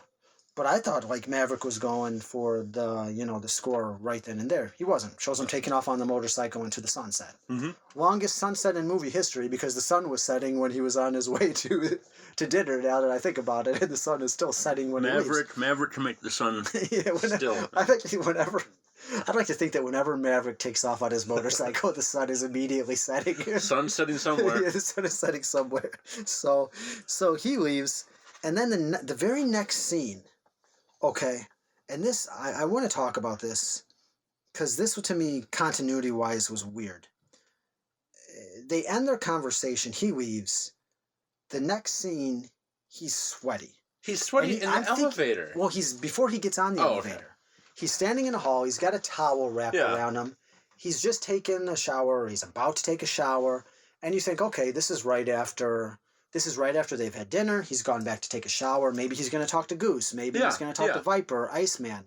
No, it's apparently the next day. Yeah. Because they get on the elevator, she's there, and they immediately continue with the conversation that they were having before. And I have a thing. Next scene is them in an elevator. Is there a scene missing? That's what confused me, because I thought to myself, I'm thinking to myself, that's what I thought. I was like, well, maybe he did take a shower there. Yeah. Maybe they both went back to the base and took a shower. I have no idea. Because there's a scene. It seems like there's a scene missing. It was very jarring. And two, it seemed like, because their conversation, people, if you haven't seen this or you don't remember, when we say they pick up right on their conversation, they pick up right into their conversation. As if one sentence stopped, as if I'm talking to you right now about this, and we see each other 2 weeks later, and you immediately say the next sentence that you were about to say right now. Basically, we're mid-conversation, and then we get teleported somewhere else, and that's what one of us has a towel around their shoulders, and we keep on talking about this movie. Like I said, and I have a note here. It's like one scene that just changed locations for no reason. Mm-hmm. Like in the screenplay, they had this big, long talk, and somebody looked at it and said... that's a lot of time at the girlfriend's house to lead up to nothing. Maybe we should split this scene in half and have part of it be back at the base. Because the tone that they're speaking in, the resolution of the conversation they're having, they're talking about the same subject, not to beat a dead horse about it, but I can't emphasize enough how much it's just the same scene in two locations. Yeah. So someone gets on the elevator, they're flirty, and she is, again... not to beat a dead horse, but she's basically laying down the rules of this is going to be complicated, but here's the rules. Mm-hmm. She says that, okay, this thing can happen, but understand this. I'm going to still have to do my job. Yeah. I'm an instructor. I'm one of the judges of this contest. I'm here to get information about that MiG, And Tom Cruise goes, no. I understand. Mm-hmm. He does not understand at all. No. We come to find out. Much like his conversations with Goose. Yeah, he doesn't understand. Okay? So because all his life, apparently, he's just been allowed to do this. Yeah. So it doesn't matter. Like, people say that, he's like, oh, that's what you say. Almost the very next scene, he proves that he doesn't understand. We have a short scene where we're introduced to Goose family. Yeah. The lovely late 80s Meg Ryan, and who is great in the little bit of life that she interjects into this. I do love Goose playing the piano. Yeah, we'll get to that. That's coming up in a few minutes. Because there's some... Goose is the best part of this whole movie. Oh, yeah. His wife feels like there's someone who's a real couple. Mm-hmm. They have a kid. Goose is playing with the kid and everything. And so we're establishing Goose has a family. And if you were watching this for the first time and you didn't know what happens to Goose, if you had ever seen a movie in your life, at that point you should know what's going to happen to Goose. Goose ain't long for this world. We're not being introduced to Goose's family. This is basically... just for fun. He may as well have just been explaining how he was going to retire in a day. Yeah, retire. He might as well have been. So... I only got one more flight left. One more flight left. So there's that little short scene with Goose, and that is not quite the scene when they're playing the piano yet. I believe that comes Jumped ahead, sorry. But getting back to the point we made about the conversation they had in the elevator, the very next scene, and sorry to hog the conversation on this, but the very next scene is they're discussing on some like 1980s computer. The weird like 3D. Yes, they're discussing maneuvers that they made in certain flights. Yeah, which this was like computer retro nerd freak out. And she calls him out. Yeah. She's the instructor. Mm-hmm. They just had a conversation about this, you would assume, yesterday or even that morning. Yeah. I'm going to have to do my job. We can see each other socially. Mm-hmm. But when we're here and when we're at the Top Gun, I'm still your instructor. Yeah. Da. She calls him out. She says, you know what? That was, that was a stupid, careless thing to do. Yeah. It didn't work. Nothing he hasn't been told by everybody. Nothing he hasn't been told by anybody. He throws a fit. He is in like toddler tantrum mode. Yes, that's it, a tantrum. I mean, it was just... He throws a tantrum. I was embarrassed for the movie. He storms off. Yeah. Okay, and she's calling out. She's chase after him. She's like, Maverick, what's his real name in this? Pete? I don't know. Mitchell. Maverick. Something Mitchell. Yeah, Pete Mitchell, I think it might be. Maverick, get back here. He gets on his motorcycle. And he's like, revs this thing up and just she's standing there. This is an adult. Yeah. That he's interested in romantically. Yeah. A grown woman. He's a grown man. Yeah. She's trying to talk to him. And every time she opens her mouth to talk, he does that thing where he goes, I can't hear you. Can't hear you. Oh, she this stops. Motorcycle. He stops revving. She goes, opens her mouth to talk. He revs the engine. Yeah. Zooms off. Mm-hmm. Just a jerk. Yeah. He just said he understood that she's going to have to still be his instructor. Like I said, no, he didn't. Yeah. She jumps in the car and starts chasing him. Mm-hmm. Okay. Almost gets into a car accident. Yeah. And then she gets accused of being reckless. Of the reckless, terrible, childish behavior. She was being reckless. Well, yes. He's got a point. He says, you call me reckless? Whoa, what the heck? She almost knocks him off his bike. He pulls off to the side. What is your problem? And here we get it again. Yeah. She says she's got to do her job. It turns out she can't do her job. No. Because what does she say? Can I have this one, please? Oh, yeah. Go for it. Because this was a theme for the whole movie Go for me. It. Do it. She says, you didn't let me finish. She goes, that was reckless. It was dangerous. It was the stupidest thing I've ever seen done in a plane. You would have killed yourself. You would have killed your co-pilot. Your wingman would have been stranded up there. But by God, if that wasn't the best flying I've ever seen in my life, and not only by God was that the best flying I've ever seen in my entire life, but the reason why I had to criticize you in class, the reason why I couldn't praise you then, is because everybody would have known right then and there that I'm madly in love with you. I have in caps. I don't like to write in caps. Okay? Because I think it's tacky. Yeah. But I have in caps. This is why Maverick never learns. Oh, yeah. Yeah. There's nothing. He can do the weird little tantrum thing. Yeah. And still, this is what happens. Yeah, and not only that, he got called out on his reckless flying in front of everybody. He was embarrassed. He was disciplined. And 30 seconds later, what I really wanted to say is you're just the greatest thing in the world. I just couldn't tell you. Can't say that. Don't pay attention to any of that stuff. You're hot. Yeah. That scene is so cheesy. I couldn't tell him. Well, that's because they would have seen right through it and known that Maverick, I'm in love with you. And he's just like, ha, Maverick. We're supposed to think this guy's like road and macho and all this stuff, when basically he is just a toddler. Yeah. That everyone constantly just gives candy to. And yells at briefly. Yeah. And then says, but boys will be boys. And Maverick, you're adorable. You're a guy. You're adorable. So they sleep together. Yeah. They sleep together. I don't know when we're going to talk about it. I mean, not to be crass about it. They sleep together. Mm-hmm. And then he leaves her, and what I'm guessing is... Takes our breath away. Yes. Oh, yeah, they do play that. Of course they play that. Of course. And a very 80s love scene. Yeah. But also when we were kind of starting to get to the point in movies when they were showing a little bit of the love scene. Because back in the day, they'd be they would walk in the room and the door would shut, or they would lay down in the bed and it would pan over to the window, and then it's the next morning. Yeah. This is when we're getting to that time when they're starting to show... Well, I do think in the 70s, they were doing it a lot more. Oh, really? But then in the 80s, they sort of started to retract, but then I think they started to push it a little bit more. And now, everybody now... Yeah, but the 70s were just crazy. Yes. Those were different times. Yeah, well... Omega Man. Yeah. Maybe one day we'll talk about the Omega Man at another time.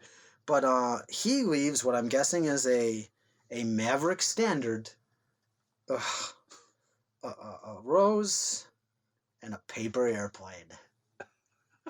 What a guy.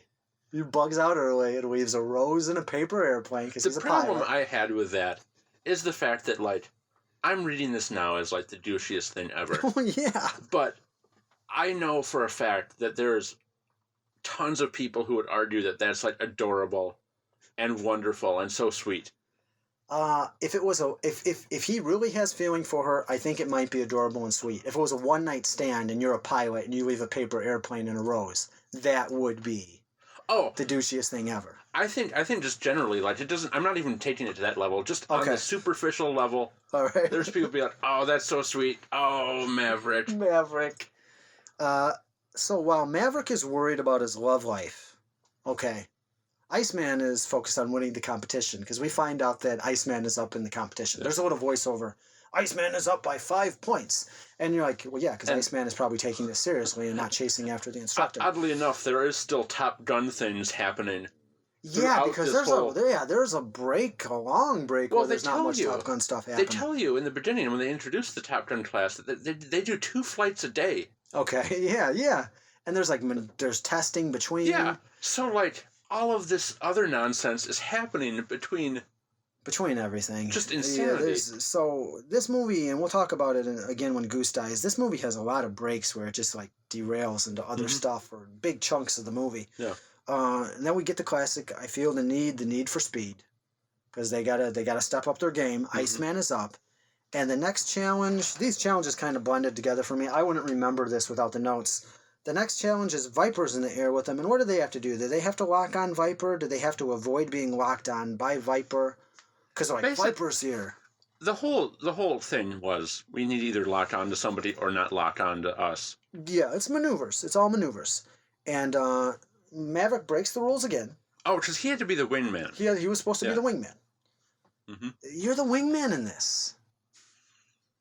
The guy's name is Hollywood. Yeah. It's Hollywood's turn, presumably, to try to lock on to Viper. They all take turns. It's a competition. And Maverick goes, well, I can lock on to him. You're the wingman in this. Yeah. So he leaves. He leaves Hollywood. To go. This is important because then for the rest of the movie, the theme is you don't leave your wingman. Yeah. That comes back later. That's his catharsis. That's his lesson that he learns at the end. Yeah. If he did. Which probably not. Probably not. He breaks away because he's like, I can get him. Mm-hmm. And he does. But it's a trap. Yeah, because then... Jester's right behind him and locks on him. And he's like, "You're dead, kid." Yeah. Okay. And they get on the ground. And Jester gets in his face again. And says, "You know, you don't ever leave your wingman. Never, ever. Ever. No, when we're up there, you don't leave your wingman. We have rules and order for reasons." But again... Afterwards... Right after that, he goes, "But that was some of the best flying I've ever seen." At this point, it's not Maverick's fault. In our lifetime, we've had many just conversations that have come out of nowhere where we talk about when is something a behavior somebody's fault? At this when point, is it other people's fault for allowing it to happen? They are all Where is the enablers. responsibility? Yeah. When is it your responsibility to put on your big boy pants and say, "I'm the one who's doing this"? When is it some of your wives or your best friends or your boss's responsibility to say, "Hey, you got to stop this"? Yeah. It's You can almost not. You can blame Maverick, but you can't completely blame him at this point. Because again, everyone knows what Maverick's going to do. Everyone knows what he's going to do. The minute you let him get in a plane, he's going to be... Yeah, everyone knows what he's going to do. And everyone is going to call him out on it, but they're going to compliment him right after. They're enablers. We're talking about this a lot, but this is what I took from this movie. Yeah. No, they are enablers. This is what they are. Except for one person. In the very next scene, who I think is the hero of this movie, Iceman. Yeah. Calls him out in the locker room again and says, "Hey, you're dangerous. You're dangerous and you're careless. Yeah. Why don't you like me? What's your problem, man?" They have a confrontation. "What's your problem, Iceman? Everyone said you were cold, but I didn't. Now I know why." And he goes, "This is the real world. We're training in case we go into combat. Yeah. You're going to get somebody killed one day. You're careless is why I don't like you." Yeah. Iceman is right. All reasonable things to say. Iceman is right throughout this entire movie. I want to see the movie from Iceman's perspective, where he has to deal with this idiot. That would be like the most frustrating movie ever. He started with this competition because he's serving his country and he just wants to be the best. He does things by the book and he's studied hard and practiced hard. And he's the best. And he's constantly having to deal with this idiot who's just trying to sleep with the flight instructor. So inappropriate to begin with. Basically, what we are witnessing is the straight A student having to deal with the football star. Oh yeah, they have to do the science project. Yeah. And "I don't care about no science." And he's like, "Well, my grade for this semester, I have to get into Harvard, but if I get a C in this science class because of you, I'm not going to get into Harvard. Please study." "I don't care. I have a full football ride to Notre Dame." What? Please. No, I need this. Yeah, and then at the very end, though, the football star would be told that "we don't like your attitude, but that was the best science project ever." Oh, yeah. "Anyway, here's your full ride to Notre Dame. You're being rewarded for all your behavior." But I did most of the work. Jimmy. Nobody likes people who tattle and brag. Yeah. Biff, good job. Why are you taking all the credit, Jimmy? Just let him have this. But anyway, that's... So, and again, in this locker room scene, Goose is leaning up against the wall, just being quiet. And Goose is he says, "Goose is, come on, man."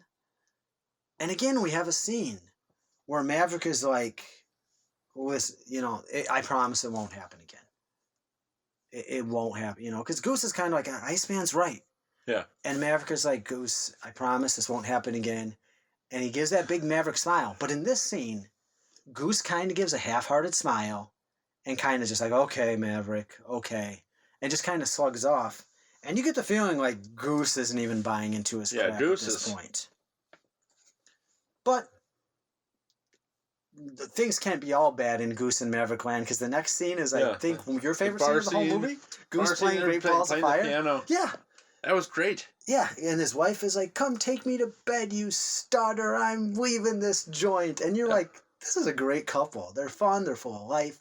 They have a little scene with Meg Ryan, who I wish was in this movie a little bit more, but she was in it as much as she needed to be. Yeah. Where she's talking, she's like, Maverick used to sleep with 8 women a week. Not anymore. There's going to be women heartbroken all over the world. What do you mean? It's like, it's obvious to see that boy's in love with you. And him and Goose are both singing, Great Balls of Fire Yeah. at the radio, and you're thinking, like, I think we talked, I can't remember what movie we talked about this in, where it was kind of like Walking Dead syndrome, where it's like, oh boy. Yep. This is exactly what you always say to, like, 2 days till retirement. What are you looking at there, Officer McCluskey? Picture on my boat. Gets delivered to the dock on Tuesday. Last day's Monday. Gonna take gonna her spend and the next wife 20 out. Years. Yeah. Hold on a second. Ring, ring, ring. There's been a robbery at the bank. I mean, we all know where this is going for Goose. Yeah, there's all of a sudden too much development for Goose. Yeah. So, for some reason, I have a note here that says he's on his motorcycle again. He must be coming home this time from the diner. Oh, it's him and her on the motorcycle. Yeah. It's him and her on the motorcycle. They have another romantic exchange on the beach. And I have in this... He's on a motorcycle more in this movie than he's in a jet. Just about. You know, there's a lot of Tom equivalents. Cruise. Yeah, there's a lot of Tom Cruise motorcycle thing. And they go on another op. This one's very important. We have our third appearance of the song Danger Zone. Unless I missed one, there was a pretty big break in Danger Zone. I want to see, I don't know, it might have just been in my head, but Danger Zone was pretty much on the entire time in my head. I was trying to do a pretty good count, and I have Danger Zone. I trust you. There was other versus ops my, in like, there, though. Yeah, there was other repressed ops memories coming back to haunt me. So, this one was weird. They're got to get a shot on somebody, but for some reason, Iceman is in between the enemy, quote unquote, and Maverick, and I guess Iceman has the shot. Yeah. And Iceman's not taking the shot yet because Iceman does everything by the book. Yeah. We established this. You wait a certain amount of time. There must be some kind of rule of engagement. I don't know. I'm completely people. I don't know. All I know is the character of Iceman does things by the book. There must be some kind of check thing. Maybe you get. I can't imagine in maybe it wasn't like warfare you give a certain amount of time. No, maybe but there's maybe a checklist you're going through until something happened. Yeah, maybe you're not supposed to engage until something happens in the contest. Maybe when you do engage, even in real combat, there's a checklist of something you're supposed to go through. Or there's a reason. There's a reason why Iceman is not taking the shot. Yeah. And Maverick is behind him, and he's like, get out of the way, I can take the shot. And Iceman's like, no, we're going to take the shot in a certain amount of time. Iceman's like doing a countdown. Mm-hmm. Get out of the way, get out of the way. No. And so finally, does Iceman just say, whatever, he gets out of the way. Right? Or does Maverick like do some weird thing where he flies on? Either way, Maverick gets to a point where Iceman's no longer in the way and he can take the shot. Well, in doing this maneuver, instead of just waiting for Iceman to take the shot, and for all we know, based on Maverick's behavior previously in the movie, it could have just been Iceman's turn for the competition to try to take the shot, and he might be Iceman's wingman, but no, Maverick's got to take the shot. Yeah.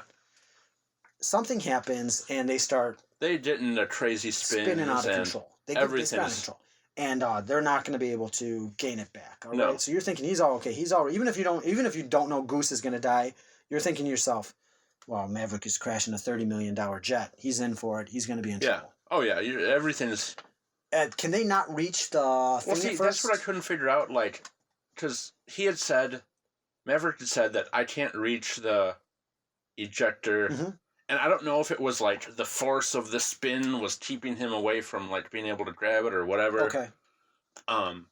But whatever happened, Goose had to grab the ejector thing. Yeah, Goose ejects. They both eject. Yeah.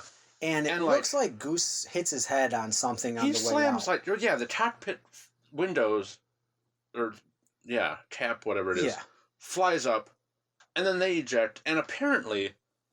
Goose's ejector seat launches him straight into that window. Yeah, Goose, because, like, it's not like he gets, like a, not to be, like, graphic, but it's not like he, like, crushes himself up against the glass. The glass is already ejected. It just seems like that there was some malfunction where maybe that glass is supposed to be cleared for a certain amount of time before the seats eject, but the seat ejected just a little too soon.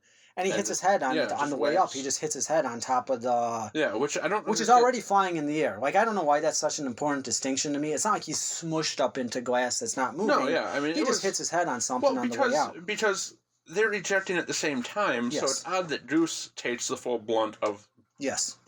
Full blow of the cockpit. Are we to believe that if Maverick would have been able to pull his, they would have been able to do it separately, and... or maybe Maverick pulls they don't do it. You pull it and you just go, I think. It doesn't matter who pulls it. This doesn't matter, and at this point we're just eating into time. But I'm curious as if do you pull one thing to eject it and then another thing to eject, or is it all one? No, I can imagine it's got to be one thing. You don't want to have as little to do as possible if you have to eject. You don't want, you don't have to have 5 different things that you have to try to pull in order. So we obviously know they parachute down. Goose just sinks into the water. Maverick goes in after him, and what happens? Holds him. Goose dies. Goose is bloody mess. Is it Maverick's fault?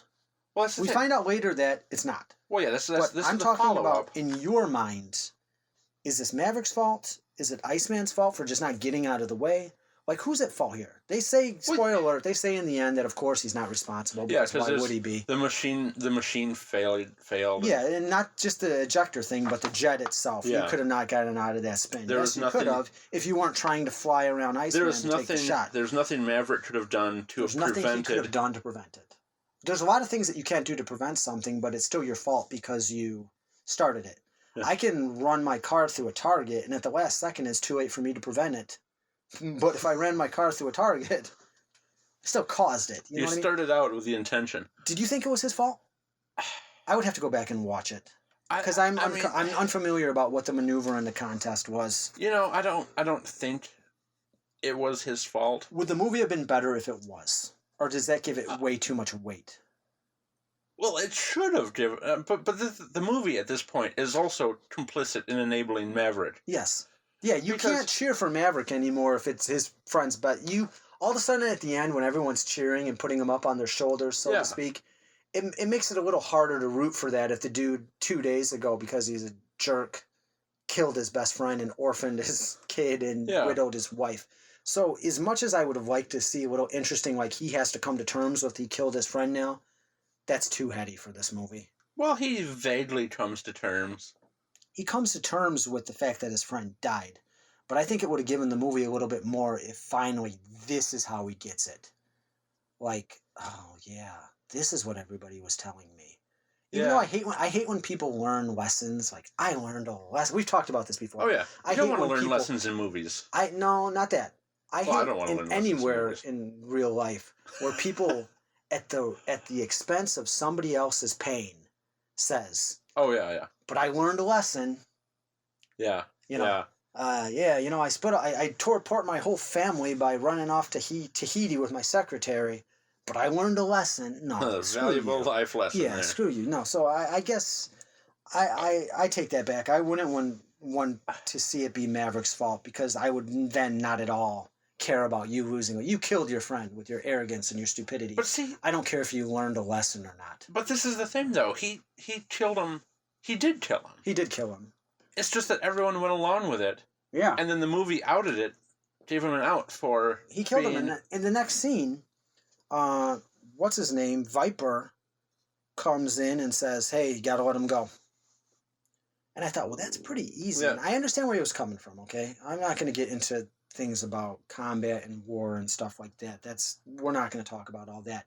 But Viper says something along the lines of like, when I lost men for the first time in Vietnam, and it was hard, but in order to do my duty, I had to let go.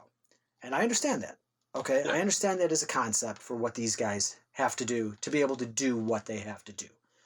But for me, for a second there, I was like, it's kind of different. Losing your life in, not to get too serious, but losing your life in service, no matter whether it's a war or it's training or it's an exercise or, unfortunately there are people who die just in routine training.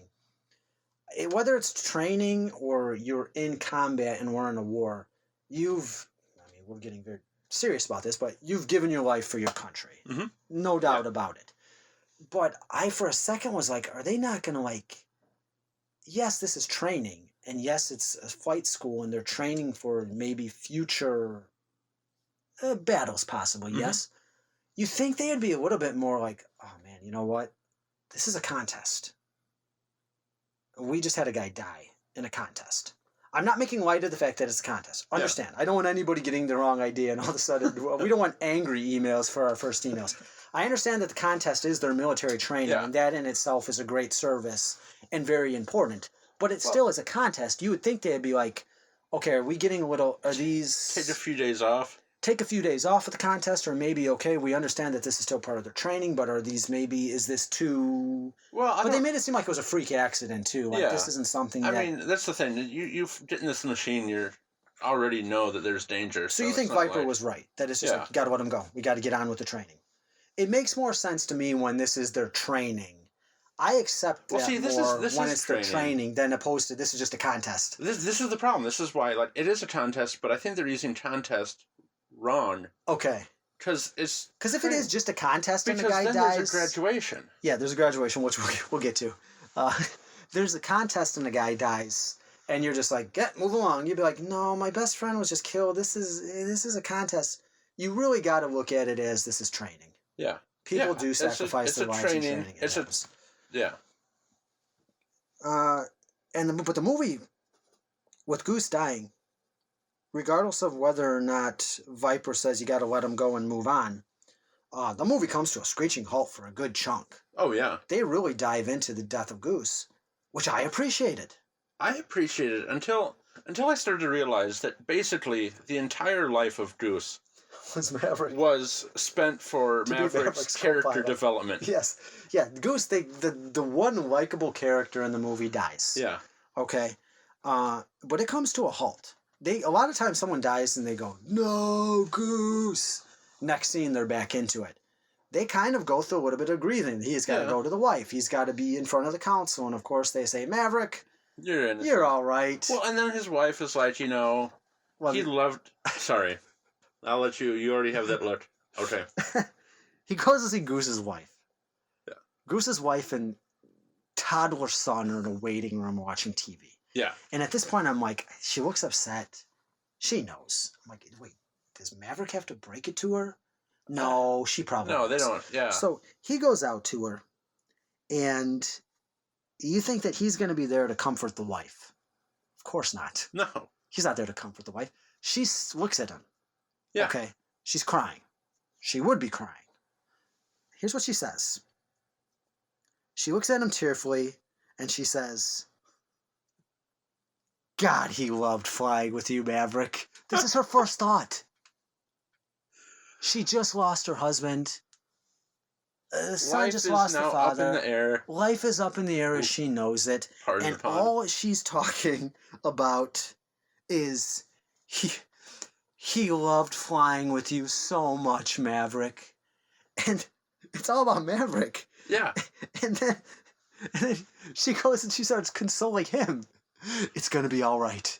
He would have flew with you till the end of time, Maverick. Everything is about you, Maverick. Maverick is not saying anything about No, Maverick Goose is not doing anything to console her. It's not about Maverick was a good man. Maverick served his country. He was a great friend. I know he was your husband. God, I'm so sorry for your son. How are you guys holding up? The whole scene is about how much Goose loved being Maverick's co-pilot. Yeah. That was his lot in life. That's right. His entire life was just for Maverick's character development. Yeah. He was Maverick's friend. And they gave him a wife and a kid, so you felt a little bit better when he died. Mm-hmm. But even we're talking about movie production stuff. Even in the universe of this movie, that was, man, he loved you, Maverick. He told me all about your girlfriend. Even thinking back to it, when we're talking about the rest of the movie, everything that the wife talks about to Maverick is how much Goose talks about Maverick. Yeah. Like, Goose just gets home at the end of the day, calls up his wife, not how's Goose Jr. doing, how's work Goose doing, how's the folks. the wrong person, basically. Yeah. Goose needed to marry Maverick. You should have seen what Maverick did. And then he grabbed the microphone and he started singing, God only knows what I would do without you. I can't even remember what song he sang, Take My Breath Away or whatever song he sang, Can't Stop Falling in Love with You. And then the girl was like, she didn't want anything to do with it. She had to go to the bathroom. But do you think that stopped Maverick? Maverick was like, oh no. He just went and he walked right into the bathroom. It was incredible. And then the next day, the guy said that Maverick couldn't go against the tower because that was against the rules. And you know what he did? But then Maverick just went against the tower and the guy spilled coffee on himself. It's like, this was Goose's whole life. This is basically, what are we talking about now? An Air Force version of Breakfast Club? Yeah, it's all it is. It's all it is. So he's cleared of responsibility. It's not his fault. But there's repercussions because now They do a couple other montages where they're having ops and whatnot. Yeah, and now he's getting all gun shy. He's lost his edge. Yeah. And there's a little scene between Hudson and Tom Skerritt, and Hudson's like, he uses some air terminology. He's like, I don't think he's coming home. Yeah. I don't think he's coming home from this one. And Viper's like, no, keep on sending him up. Yeah, keep him in the air. Keep him in the air. Mm-hmm. Let's give him a shot. We cut to a little scene. This is where my theory comes from that you've been wondering about, that you've forgotten about, and now you're going to wonder about. Iceman, sociopath. Iceman is a sociopath. There's this weird scene where Tom Cruise is like getting stuff in his locker or whatever, and we find out that he's quit at this point. Yeah. Because some creepy guy is hanging out in the locker room, but that immediately makes a phone call. That was so weird. Oh, yeah. Wolfman. Was it Wolfman? Yeah, Wolfman. Yeah. Wolfman is hiding. He's like hiding in the next locker, listening to this conversation. Who's he call? I don't know who he calls. I think he calls the lady. Maybe. Because she seems to know, but we're getting ahead of ourselves. Okay, so even though the scene right before that was, he might be done for, nah, keep him up in the air. This is another one of those examples where I think like something was cut out. Because he's like, no, he's not quitting yet. Keep him in the air. No, next scene, he's quit. Okay, he quit. So there's a real weird exchange, and I challenge you to go back and watch this. Iceman comes up to him and he goes, sorry about Goose. He was a good guy. Everybody liked him.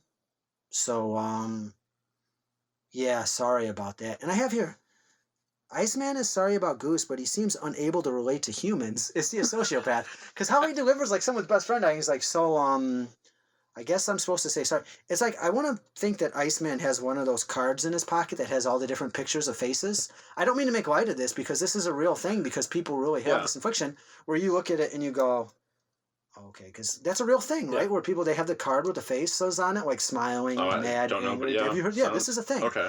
And it's like they look at it, so people who like don't feel certain emotions can look at that and go, because that's unfortunately, and I can't imagine, but a real thing that some people struggle with, just not being able to read people, and they go, okay, he's sad. I just picture Iceman having one of those cards, because then he's like, well, so long. He pulls an old man from the end of 12 Angry Men, where he's like, yeah, well, gotta go. See you later. Well, see, but and this then it pans over to Wolfman creepily sitting like this, half naked, leaning against the shower, like, oh. Hey, this is your cousin Barry. Oh, yeah. Listen to this. It was a cousin Barry moment, because he immediately goes and uses the phone.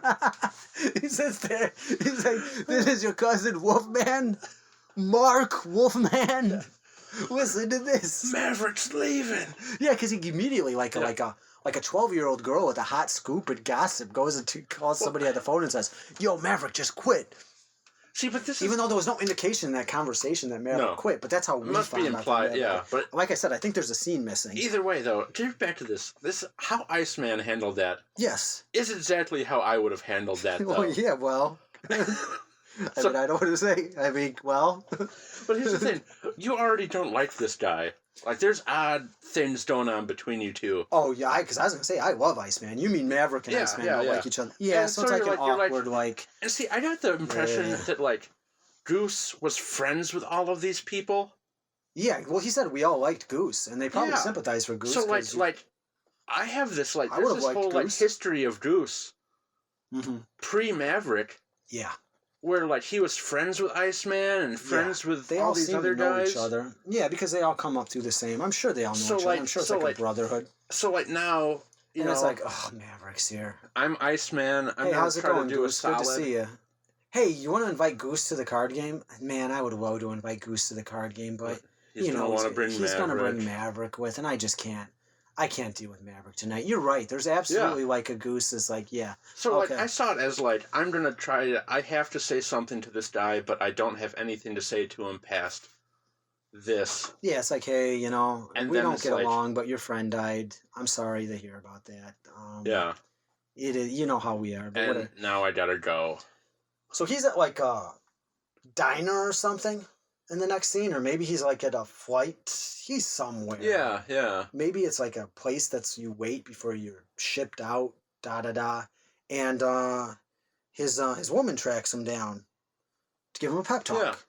And she gives him the pep talk because she says, "Hey, I got that job in Washington," because part of her motivation for getting this hot scoop on these MIGs was that she was up for this promotion. Yeah, and she knows, hey, if you come in with this, boom, you're career. gonna get, this is going to really help you towards that promotion. Yeah. Perfectly understandable motivation. Mm-hmm. Not just selfish. She knows that this is information they need and it's going to help her. Mm-hmm. Okay. And she's talking to him and she's giving him a talk and Maverick is all down. He's lost the edge because Goose died. Okay. And she's like, when I first met you, you were larger than life. And she starts giving him this big spiel. Nothing about, yeah, you acted like an idiot and your friend is dead. And you know what? You should feel crappy about this. No. Again, nothing about, yeah, you know what? Maybe this isn't for you. You know, maybe, your friend is dead now and everyone has been telling you. And you know what, man? We've been nice about this for a long time, but screw you. Goose is dead. Unless you change, you're out of our life. You should feel bad. You deserve how you feel right now. No, when I first met you, you were larger than life 2 weeks ago when I met you for the first time. When you were trying to assault me in the bathroom. Yeah, when you were trying to assault me in the bathroom. You had spunk and you had spirit. And man, look at you now. What's going on? You got to get back on that horse. Nothing. She mentions nothing about Goose dying. And I have again in caps. I did more caps than I'm comfortable with in these notes. This is why Maverick is so messed up. Yeah. You're great, Maverick. Everyone's an enabler. Everyone tells him how great. Everyone, like, he has this big shadow over him and he has to act all crazy, but everyone is like, but you're dang great at what you do. Yeah, you're great. Don't worry about Goose. Yeah. So he goes to visit Viper at home. Mm-hmm. And he walks on like a Sunday, and he walks in and he's looking at pictures. His wife is like, oh, Mrs. Viper is like, Viper will be right with you, son. And, because Viper's a career military man. He lives on base with his family and whatnot. And he goes, okay, thank you, ma'am. And he's looking at pictures. He notices there's a picture of Viper and his old man. Mm-hmm. And the dad comes down, sees him looking at the picture, and says, yep, I flew with your dad in Vietnam. Okay? And he's like, let's have a talk, son. There's something it's classified, but you know what? You deserve to hear it. Yeah. My favorite part about this scene, not the emotional impact, the fact that Tom Skerritt is wearing a big trucker's hat that says Top Gun in big yellow letters across the top of it. I don't know why I got such a kick out of that. And he goes and he tells him the story. And he says, listen, we were on a mission. Mm-hmm. Things went haywire. On the record, we weren't supposed to be there. Yeah, it was like a Black Ops mission. Well, they were over Vietnam. They were probably in Cambodia, which you're not supposed to be. Yes, they weren't where they were supposed to be. Something happened. They were all going to get it. Maverick's dad did some maneuvering. He was already, shot 3 times. Yeah, he was already shot 3 times, or he's a hero. Yeah. He's a hero. Which, from this part, still doesn't make any sense.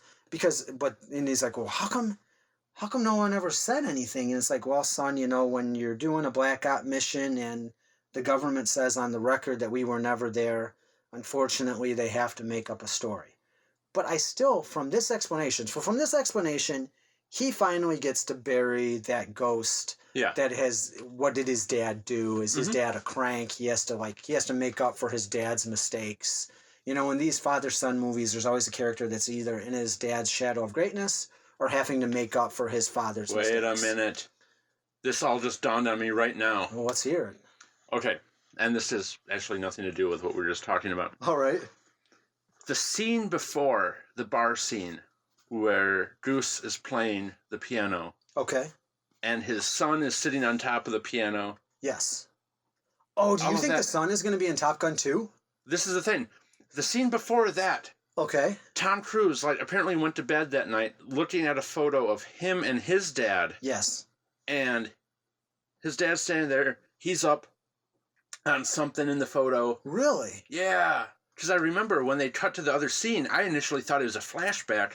Because of the Great Ball of Fire. I think I might have thought it was a flashback too. Yeah. Because of the Great Ball of Fire thing, I was like, oh, this is totally Oh, so that's a nice little bit of mirroring. So I wonder then if Goose Jr. goes through the ranks. I would love it if Goose Jr. And has to deal with How old would Goose Jr. be?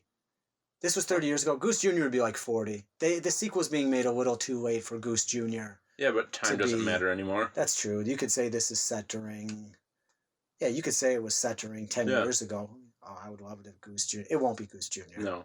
But anyway. It's going to be, and I say this and I've heard this, and I don't think there's anything wrong with this. I think it's a good thing, but it's going to be like, they're going to mix it up. It's not going to be a Caucasian Tom Cruise training a young, hotshot Caucasian kid. And I don't mean to get political with this, but it'll be like, it'll be something diverse, which is good. Yeah, Welton, Would you agree? Reality. Like, I'm not trying to go on a thing about that, but I think the casting of whoever the young hotshot is in Top Gun 2 is going to have some kind of diversity. And more of a resistance tale. They have to.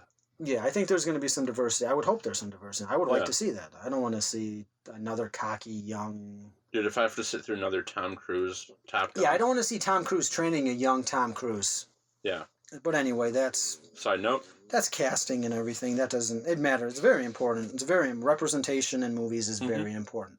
And I don't know how we got on that, but we're talking about who's going to be We're talking about who's going to be the up-and-coming hotshot. Mm-hmm. I just hope it's not a Tom Cruise clone. That to me is not interesting at all. No. So he says your dad's death was covered up, but we still don't understand. Okay. We still don't get any indication, though, of what everybody else thinks what happened, that supposedly everybody thinks this guy is such a crank. Other than he just disappeared. He disappeared. So best case scenario, maybe he joined the commies. I mean, best case scenario, and it's not best case scenario is a term that's maybe an improper term. He died a war hero. Yeah. Worst case scenario, he turned tail and was a deserter. Why couldn't the worst case scenario, as far as his family and as far as the official record, be that he was just missing in action? Why did I don't understand why they had to smear Tom Cruise's dad's name to a point where it's the whole. I can understand the whole this never happened. Listen, we can't say what he did. The whole Air Force. Yeah. Just hates him. Well, I'm surprised they even let you join the Air Force after what your dad did. We never find out what they think he did. Again, why? Nah. I get it. I get why you can't say for security reasons what happened. It doesn't matter. Well, why did they have to smear us? Why did they have to... Much like Goose, you need to let this go. I do. Well, we could say that we can't say that. No one must know what he did. I guess we'll just say that he's missing in action. Not good enough. He was killing puppies. He bombed a shelter of puppies without... He flew off to Russia. Yeah, come on. To resurrect Hitler. Yeah, I don't like what... But anyway, we talked about that. We've talked about that enough. So, this is what part cracked me up. The whole time, for the past 20 minutes of the movie, he's having this inner crisis about whether he wants to quit the competition, still be a pilot. Has he lost his edge? People are like, it's not too late to go back. He goes and he talks to Viper, as we're talking about, and Viper gives him two choices. He goes, you know what? You can quit now, or you can show up to graduation tomorrow and graduate with everybody else. What is he quitting? Exactly. Did you get that? Yeah. What do you mean you can quit now? You've already... They did this whole big thing where he's like, you have enough points. Yeah. And I was like, so when did he get enough points? He just the past 2 weeks he wasn't flying. No, I don't understand. It's you can quit. So he's giving him the option to quit. Or you can go to the ceremony. Or you're already done then. Graduation is... We're not talking about if you... Listen, Maverick, if you get up there and you fly good enough, you got 3 more weeks to pull this together. Yeah. You're way behind the rest of the guys, and it's not going to be easy. But if you give it your best, you might just be able to make it to graduation. No, you can graduate tomorrow. Yeah. Show me some of that arrogance Leif, that you showed at the beginning of Top Gun. Leif, I know that you're having a lot of problems with your courses this semester, but listen, man, you can either drop out of college right now, or you can go to your college graduation ceremony tomorrow. Why is Maverick quitting? And again, can you just quit? I can see. We talked about this at the beginning with Cougar. You should probably drop out of that class. That kind of stuff. Drop out of the class. That kind of stuff is optional. I mean, I assume, but maybe. But why is? That just blew my mind. When I heard that, I stopped and I rewound it, and I was like, wait a minute, graduation's tomorrow. What is he quitting? He's done. Even if you were I mean, I can see, like, being completely depressed, at odds, blah, blah. You don't have to... Quitting is harder work at this point Yeah. than... Just go to the graduation ceremony. And then stop. You've already apparently lost the Top Gun competition, which I had always thought that he won. Well, we see the next day at the graduation ceremony, we see Viper getting the plaque. Oh, we'll get to that. So Maverick has a thinking to do montage on his bike. Mm-hmm. And he's going past all the locales that we've seen in the movie. He goes past the girlfriend's house. It's up for sale. Mm-hmm. He goes past the diner where him and Goose played the piano. He goes past the airfield, of course, and planes are taking off. And he's got thinking to do. Yeah. And is he going to show up for, again, a 45-minute ceremony that symbols that he's already finished because he's already graduated? Yeah. Or is he going to quit? No, we don't know. We don't know. So next day is graduation, and they're all sitting in the crowd. As it's Viper, where's Maverick? Yeah, Wolfman's very concerned. Yeah, Wolfman's concerned. The other guy, I can't remember his name. I don't think I wrote it down, but he is like, he's like, oh man, he took Goose, the guy who was briefly Maverick's co-pilot. Yeah. Who was getting on him like, man, you could have taken that. He's like, I'll tell you when I take the shot. Yeah. It's like, whoa. That guy is like, I don't know. He's all of a sudden, like, and when I first saw that scene, not to backtrack, because I hate backtracking when we get to this point in the podcast, but I'm like, oh, that dude's being a little insensitive. But I guess you're there to win. And this is stuff they do. It's like, come on, man. Goose just died, give Maverick a few minutes, but this could have been weeks. We don't know. He's like, well, he took Goose's death real hard. I wouldn't blame him for not showing up. And then ceremony seems to be over. Yeah. And they're all like kind of like talking and eating off the buffet. They're mingling. Yeah, mingling. And you see like Maverick shows up. Yeah, Tom Cruise walks in. He walks in, you see him from behind, and he's like, he's there. He's blessed them with his presence. I expected a slow clap at this point. Yeah, he's going to graduation. Yeah. And he goes in and he starts mingling, and they're like, glad you can make it. And he sees that Iceman has won the Top Gun competition. Mm-hmm. I think that they established, and I'm glad they did, that Iceman won the Top Gun competition outright, not just because Maverick bailed at the end. Yeah. But partially, maybe he did just win because Maverick lost those past couple of competitions because he lost his edge. So maybe now Iceman is the Maverick of the Cougar Maverick combo. Oh, maybe because they were like 2 points apart. Yeah. When Goose was still alive, we got the need for speed. Yeah. So they kind of play off because of course Maverick can never just have lost outright. They kind of play off the fact that, okay, Iceman won, but maybe if Maverick would have been 100%, Maverick would have won. We don't know. We'll never know. It doesn't matter. It doesn't matter. Because instantly... Yes. Instantly, Top Gun has to go save the world. Well, that's the thing. They're literally, folks, mingling at the party, eating hors d'oeuvres around this table, and a guy comes up and says... they're like, hey, can't wait to have that party tonight and celebrate Top Gun or whatever. Yeah. And then a guy comes up and goes, that'll have to wait, gentlemen. The man already has printed envelopes with orders to hand out to them. Maverick, Iceman, it's Hollywood. These are for you. This one's for you. And they open them up and they're like, oh boy, we gotta go. Like right at the graduation party.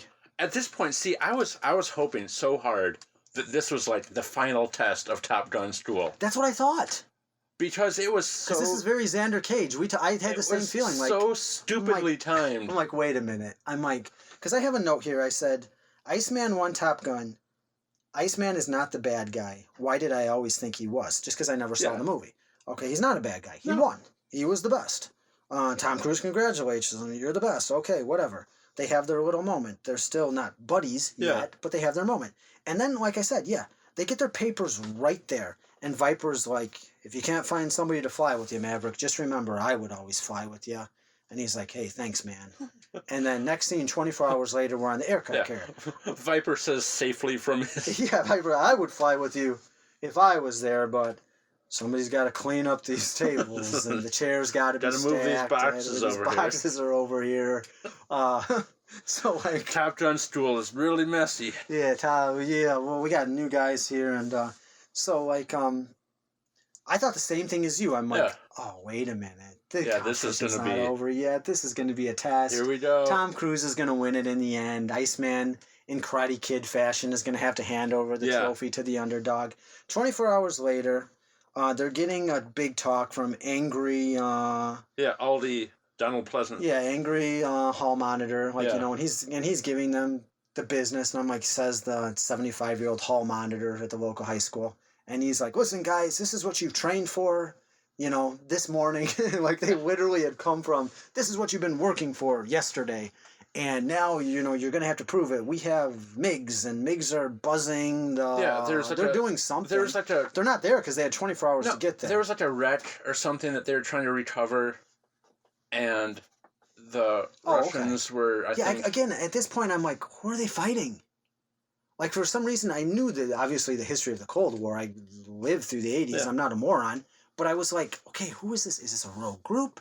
Are we really having problems with the Russians? Or, like, I know we were having problems with the Russians. But I didn't know the motivation of these MiGs. I couldn't figure out why they kept on going after this Air Force carrier. I just assume, everything in the 80s, I just assume Russians are trying to steal something of ours, and they're evil.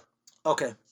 And that's basically as far as I take it philosophically. So he gives them the big pep talk. Get up there, men, and we got to do this, and this is what you train for. And right after it, Iceman goes up to him and is like, hey, can you have another... He questions Maverick's involvement. Yeah. He says, can I get another wingman? And you know what? Because he's not wrong. Up until now, he's done nothing to prove himself back from his spaz. That's what I have right here, okay? Sometimes I have a bad habit of reading my notes word for word, but it's my thought I had at the time, so it's valid. Yeah. Iceman questions Maverick's involvement. Again, he's not wrong. Why was Maverick sent? He had a meltdown. He quit. This was like 30 hours ago. Yeah, as far as I know... He freaked out and just showed up halfway through graduation. Can you imagine at the last day of school, some kid just went nuts in the middle of class and freaked out, and you're like, man, finals were rough, but Jimmy snapped. And then he's not at graduation for the ceremony, and you heard he quit, and someone else, there's gossip that he just went home, and that he failed, and nobody knows what's going on. Then he shows up all half haggard looking halfway through the ceremony. And then, because you guys the whole time were going to school to be nuclear technicians at a power plant, guys, the power plant 3 miles away is having a meltdown. Send Jimmy in. You'd be like, no, wait a second. Am I right? Yeah. Oh, yeah. Like, Iceman has every right to question, like, we don't know where this guy's at mentally. Oh, no, yeah. He is of dubious mind. Right. He just got... And there's been no tests on him. There's been nothing. Nothing. He's spazzed. And we know that in their world, and really in their world, there's a such thing as not coming back and losing your edge. And when that happens, you are not fit. Yeah. You're fit to serve. Like we talked about, you don't just quit. Possibly you get moved to another... Yeah, but you don't go fly the big giant plane. You don't go fly with the big missiles. Mission. Yeah. So they go on the mission. And there's a scene that I have right here. He has Goose's dog tags. Yeah. Why does he have Goose's dog tags? Wouldn't not his wife or his son? Wouldn't his son be like... It's just all about Maverick. And then we're going to get back to the dog tags. For some reason, Goose willed his dog tags. We're going to get back to the dog tags, okay? And people, if we're being insensitive about this, and I hope that we're not, we don't know what happens with dog tags. Yeah. Maybe there is something that happened. Maybe, and I apologize. Well, I know. Maybe there is a tradition that if your wingman dies or your co-pilot dies, that the dog tags go. We don't know that. It just seemed odd to me, being a civilian, thinking like... I know, like... Wouldn't the family have those? Well, that's the thing. Like, my dad has his dad's tags and stuff like that. So, I don't know. But again... So, maybe we don't know. Okay? So, big action sequence. Yeah. And we kind of tend to, in these movies, brush over the finer details of the action sequence, because all you need to know is it's a big action sequence. Well, it's just planes flying around. And it was hard to see kind of what was going on. Just like cars driving, planes flying. We find out they're outnumbered. Mm-hmm. Well, Maverick's not sending right away. No. They send in the other guys first, and Maverick is sitting in his plane like, okay, Maverick, sit tight. If we need you, we'll send you out there. Okay. And they find out there's like 5 or 6 of these MiGs. Yeah, they just keep on showing up. So they send in Maverick. Yeah. Send in Maverick. And in true like fight fashion, every now and then we're cutting back and forth between the action, cockpit footage, dogfight footage and command footage with angry, what's his name, chomping on a guitar. Get in there, Maverick! Oh, yeah. And there's a dogfight. Angry Back to the Future guy's great in this.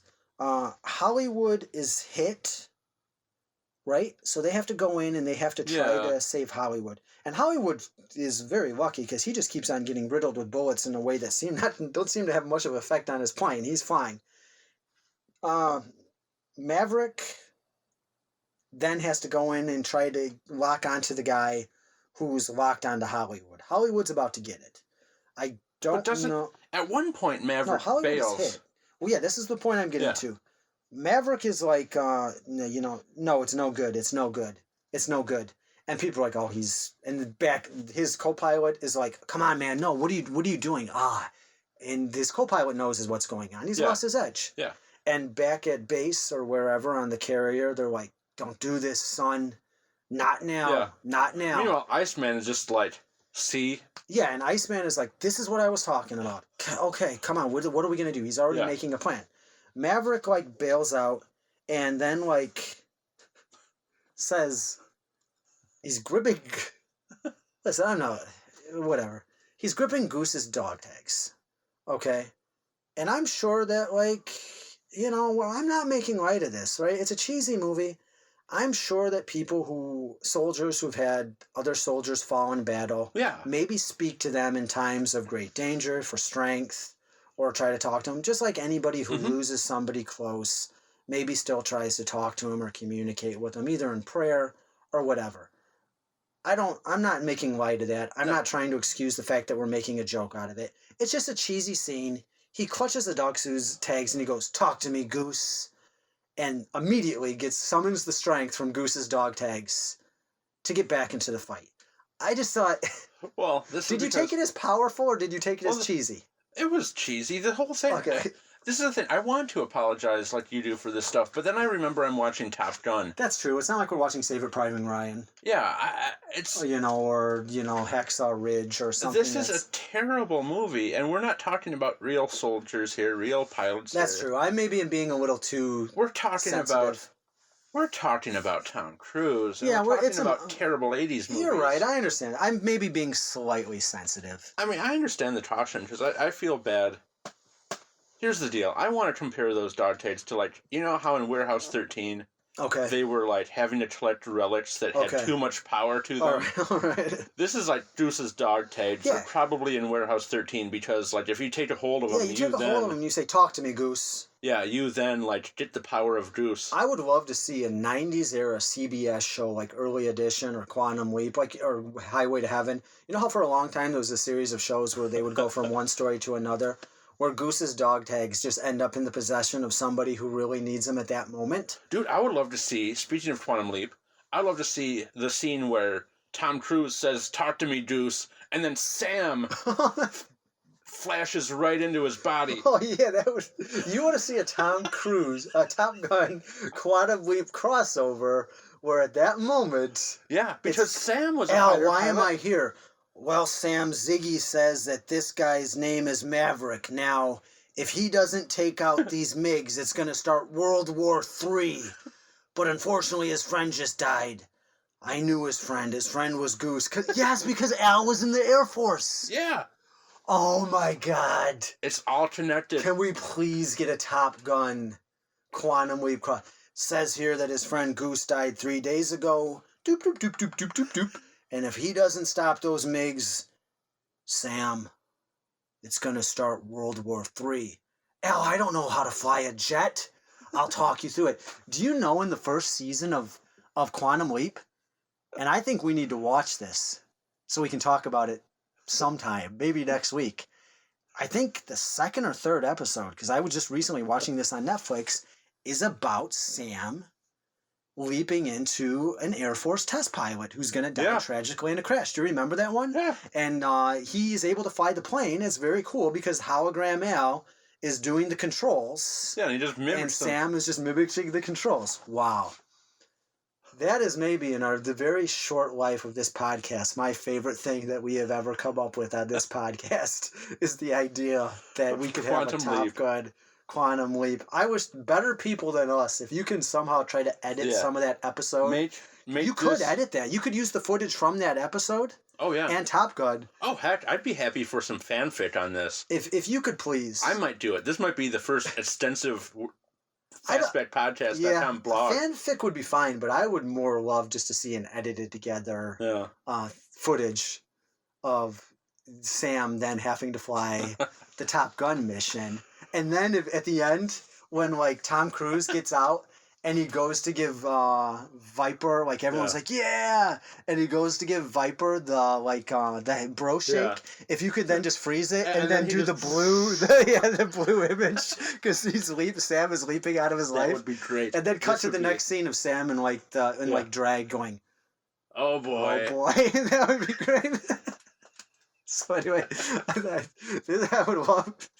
I would love to see that. That saved Top Gun for me. Yeah, that saved it for me too. That was incredible. I thank you for that. I personally thank you for that, my friend. So he gets power from those dog tags, and he goes back in. Blows up the plane that's locked on. Kills like everybody.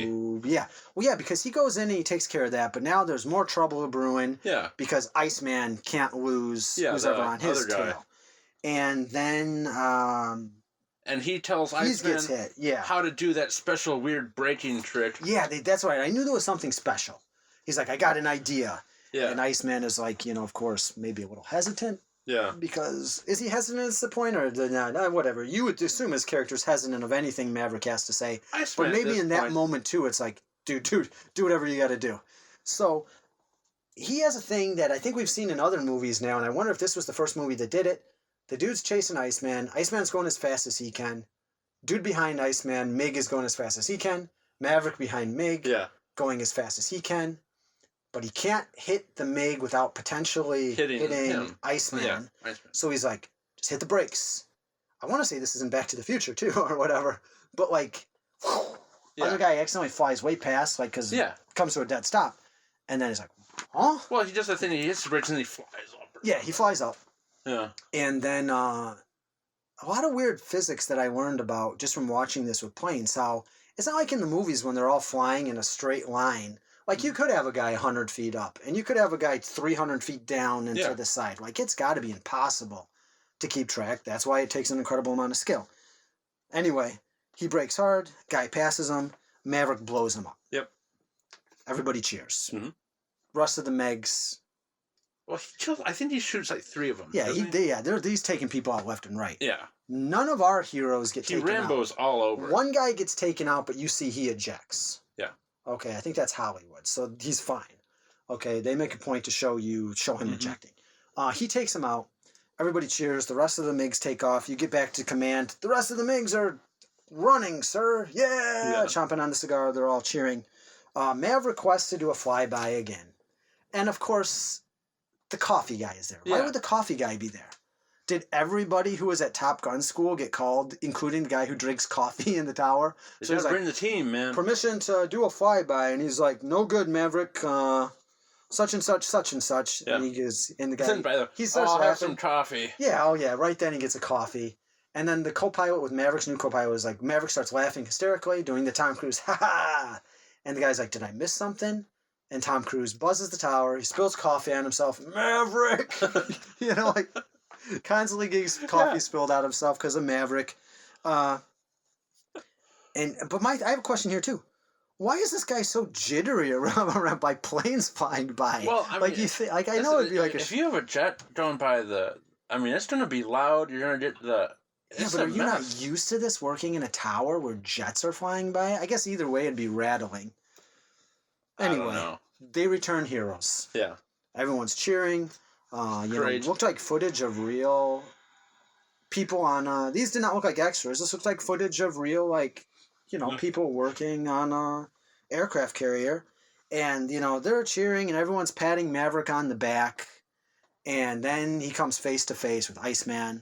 And they kind of look at each other for a second. Mm-hmm. And Iceman goes, You are still dangerous.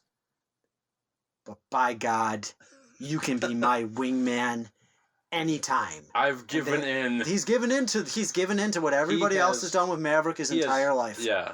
The heart he did save his life. The heart wants what the heart wants. If anybody in this entire movie has a reason to have that line, Iceman has it at the end. Not anybody else. Iceman has a reason to have that line at the end. He saved his life. He proved himself. But again, right back into like... Well, that's the thing. You did it. You've learned nothing. They bro hug. They have respect. Yeah. And Iceman has drank the Kool-Aid. That's the thing. He's drank the Maverick Kool-Aid. He's fine. He just didn't... Well, no, that's... He didn't have... They have respect. Iceman just didn't want him acting like an idiot the whole time. Well, this is the thing. But this is the problem with Voices of Reason. No one likes Voices of Reason. No. Nobody likes Voices of Reason. And if you're a Voice of Reason, then automatically, apparently in the 80s especially, you're an enemy. Yeah, that's true. That's true. So they have made peace with each other. Mm-hmm. Was there a scene, and at this point it was getting late, was there a scene where then Tom Cruise is looking reflectively out at the ocean and then just throws Goose's dog tags into the ocean? I don't remember. He throws something into the ocean. He's looking and then he throws them. I think he's throwing Goose's dog tags into the ocean, which maybe is somebody else would have liked to have those. I don't know if it was getting back to his son or his wife. But he throws them into the ocean, and the symbolic. He's let go of Goose. Mm-hmm. He's like, Goose, thank you. And this is where our perfect thing is, because those dog tags are in the ocean. Yeah. For my pitch for my Goose dog tag show, they can end up anywhere now. So thank you. In continuity, I don't have to try to like for my first pilot episode, I don't have to be like, how do we get good? Now Maverick has those dog tags. How do they get out into the world? Thank you, Top Gun. You've given me the perfect continuity. On a beach. They just show up on a beach. And Yeah, there's a guy. He's walking up and down the beach. He's lost his job or whatever. Maybe he's about to just walk out into the ocean. Some schlub. He's standing at the thing. Dog tags wash up on his feet. He picks them up. He looks at them. All of a sudden, his face changes. That right there. That would be my post-credit stinger for Top Gun if I would have just set up my shared universe of Goose's dog tags. The spirit of Goose. Yeah, the Goose dog tag shared universe. That would be the stinger. So he goes in and he's talking to angry principal. What do you call him? Aldi. Yeah, Aldi Donald Pleasance. He's talking to Aldi Donald Pleasance. And he's like, you're on the front page of every newspaper, Maverick, already. Yeah. Not everybody, just you, Maverick. You. Yeah. You are on the front page of every newspaper, even though... The Russians won't admit that. Yeah, no one will admit that anything So what's happened. on the newspaper? It's just a picture of Maverick giving the thumbs up in his pilot. Pilot flies around. I mean... You're on the front page. You can do anything you want. What do you want to do? And he goes, I think I want to be an instructor. And the guy's like, you want to be a teacher at Top Gun? God help us. Now first, because I said we'd get back to this, maybe you can be an instructor in like 10 years, 15 years. You think they probably are going to want you to still do some like... You think you'd want some more experience. I mean... Not just experience, but you think that they're going to have better use for you. Yeah. Not better use, being an instructor. I always preface it. Being an instructor is very important.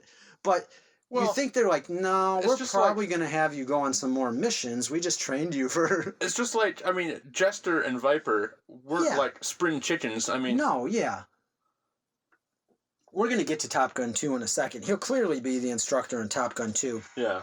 So he's like, God help us. Blah, blah, blah. So he's back at base. He's at the bar. So maybe he does immediately just go back to Top Gun to be an instructor, because he's back there. All right. Maybe everyone is just like, yeah, this guy is actually too mental, so we'll just have him teach a class. Yeah. Maybe you're right. Maybe he's like, okay, good job. You're gonna go teach. You're so good. You're too good. You're too good. You're making everyone else fly feel a mission bad. with people again. You're too good. We're gonna. You better go teach other people. So, and he's back there and he's sitting there and he's at the bar and he's Tom Cruising it up, thinking about it, just shaking his head as much as he can and smiling. And all of a sudden, a song comes on the radio. What is the song? I've already forgotten at this point that they always play on the jukebox. It's a song he sang to her in the beginning. Yeah, the You Lost the Love and Feeling. Yeah, You Lost That Love and Feeling comes on. He's like, wait a second. He looks around, doesn't see anybody. She comes around the corner. There she is. I heard you were back and da-da-da. And it's like, it's not going to be, this is going to be complicated. And she's like, oh, da-da-da-da, line. They start kissing. Don't worry, because I'd quit my life for you. That's what I was going to say. I have it right here. Did she quit the job in Washington? That was so important to her? Of course she did. Of course she did. Why wouldn't she? Why am I even... Maverick is back. He's going to ride me around on his motorcycle and sing songs to me till the end of time. And the eternal sunset. Yeah, the eternal sunset. That is Maverick's life. And everything is going to be great. And I'm going to tell this guy, no matter what he does for the rest of his life, that he's the best thing ever. You don't have a problem with alcohol, Maverick. Okay. Okay. Then we went dark. Oh, you know what I mean? Like for the rest of his life, it's just going to be Maverick is the greatest thing ever. It's all right, Maverick. No, really. Maverick, what did you get me for my anniversary? He loves me so hard. Oh, God, don't say that. Oh, I'm sorry. You said he was an alcoholic. Well, I said he was an alcoholic. That's his own personal problem. It's not him abusing the woman. And I think I was talking over you when you said that, so I don't think anybody probably heard what you said when you said that. So now I'm the one who brought it up, which I think is what your play is on this podcast. Maverick. You Mavericked me. So, and then it ends with what was the best part of this entire movie, and that's saying something when it's the credits. 80s style freeze frame movie footage of character with character name, actor as character name, pausing. I love that. They don't do that anymore. I wish they did. Yeah. It's great. And then it ends without Danger Zone. It ends with not Danger Zone playing. Some weird Danger Zone B-side. I'm like, where's Danger Zone? I'm like, is this Danger Zone? We never heard it from the start. That was just some generic Danger Zone sounding song. So... Hey man, you pay for the studio time. You're going to use the studio time. It was probably a B-side to Danger Zone, to be honest with you. In real life, whatever, 1986, that was probably the B-side to the single Danger Zone off the Top Gun soundtrack. So, and then it ends with plane footage, as it should. And, so like I said, no Danger Zone over the credits, but short credits. Like, 80s, the last time before we had 900 people working on a movie for special effects where you literally had 30 minutes worth of credits. Oh, yeah. No, it's just like... They were past the thing that they did early in the day when they would do the credits at the beginning of the movie because only 12 people worked on the movie. Yeah. But they were still not to the point where we had 900 black and white credits scrolling for 20 minutes. You ever watch a movie on cable and they have to show the credits because their contract obligation says that they have to? But they speed through them really quick and they put them in that little box at the corner as they're showing a preview for what's coming up next. And who cares? Whatever. So... One thing I thought was cool is it says a special thanks to, and it shows a lot of real life pilots, and they all had their cool names. Like I was watching them, I was reading all their cool names, and you assume that they're thanking the people who did the flying, for the real aerial footage. So I thought that was pretty cool. It was cool to see the real pilots. It was cool to see how they all had their call names, like Slow and Steady. Most absurd moment. We're going to do real quick, folks. We're going to try to fly through it. We talked along on this one again. I hope you enjoyed it as much as we did. But we're going to fly through these real quick. Most absurd moment for you? I mean, this wasn't our usual fare. What was it for you? It's clear as day in my head. Okay. They're the first day in their school. All right. Before they get introduced to the teacher love interest. Okay. Co-pilot says to Iceman, it's like, they said something they're going to do, like this test or something. He's like, I'm getting a hard on. He says, don't tease me. Yeah. We tried, man, why did you do this? I was trying so hard to be mature and responsible through this whole movie and not talk about, even through the volleyball scene, we were able to avoid talking about the very cliche, homoerotic tones throughout this whole movie. But we maturely avoided it, and you have to bring it up at the end. That's how they're introduced. Yeah. I'm getting a hard on. That is exactly how they're introduced. Leaning into each other. Don't tease me. It's like... And I mean, I did. It's like, okay, they're just being like playful guys or something. But like, it just was like so out of the blue. We almost did it, folks. And then he says it again during, like, I think the last dogfight. Well, one thing I noticed we didn't bring up in the last fight is like a guy, and I don't even know if they knew that he said it. They had to have. Too much goes into movie making. He's like, F that mother effer. Did you hear that? No, I didn't. I had to rewind it like 3 times because he's got his mask on. When Maverick blows up the final guy after Iceman, he's like, F that effer. Oh, wow. I could have heard that wrong. Maybe I heard it wrong. I don't know. But, that has yeah, to be... so that was your most absurd moment. My most absurd moment is Goose's wife consoling Maverick. That we talked about that at Ed. We don't have to go into it anymore. I just realized that I didn't come up with the most absurd line. There wasn't a lot of absurd lines in this. It was just a lot of absurd scenes. Yeah, it just was absurd logic. So there wasn't really a line in this that stuck out with me. I thought this was the movie where the guy's like, your butt is writing checks. Your mouth is writing checks that your butt can't cash. That's not this movie? I don't think so. You've never heard of that classic 80s line? I've heard the line, but I don't know. I waited this whole movie for that line, and I was like, where is it? It was much like many other movies that we watched as kids, where we were waiting at Omega Man to light his cigar. No, Miller's Crossing. Miller's Crossing, yeah. Waited the whole movie for him to light his cigar at the end of a Tommy gun, and realized that was something that we came up with as kids, that we associated with that movie. We're so disappointed when we found out that wasn't in the movie. I don't have a favorite line from this one. I apologize. Real quick, my Wikipedia fact, because I was lazy and I just went to Wikipedia and copied something. They used U.S. Navy in the production of the film. Mm-hmm. Navy was very influential to script approval, which resulted in changes. There was a dogfight that was moved to international waters. It used to be in Cuba in the script. They took that out. The language was toned down. There was a scene that involved a crash on the deck of an aircraft carrier that was scrapped. Maverick's love interest was a female enlisted member, and the Navy said that it should be changed to a civilian contractor because due to military rules, you're not allowed to have fraternization between officers, which Tom Cruise was, and enlisted personnel. The Charlie, I guess her name was Charlie. Her name was Charlie, folks. 2 hours and 35 minutes into this. That was the name of the female lead of this. What does that tell you? Yeah. Her name was Charlie. This I loved.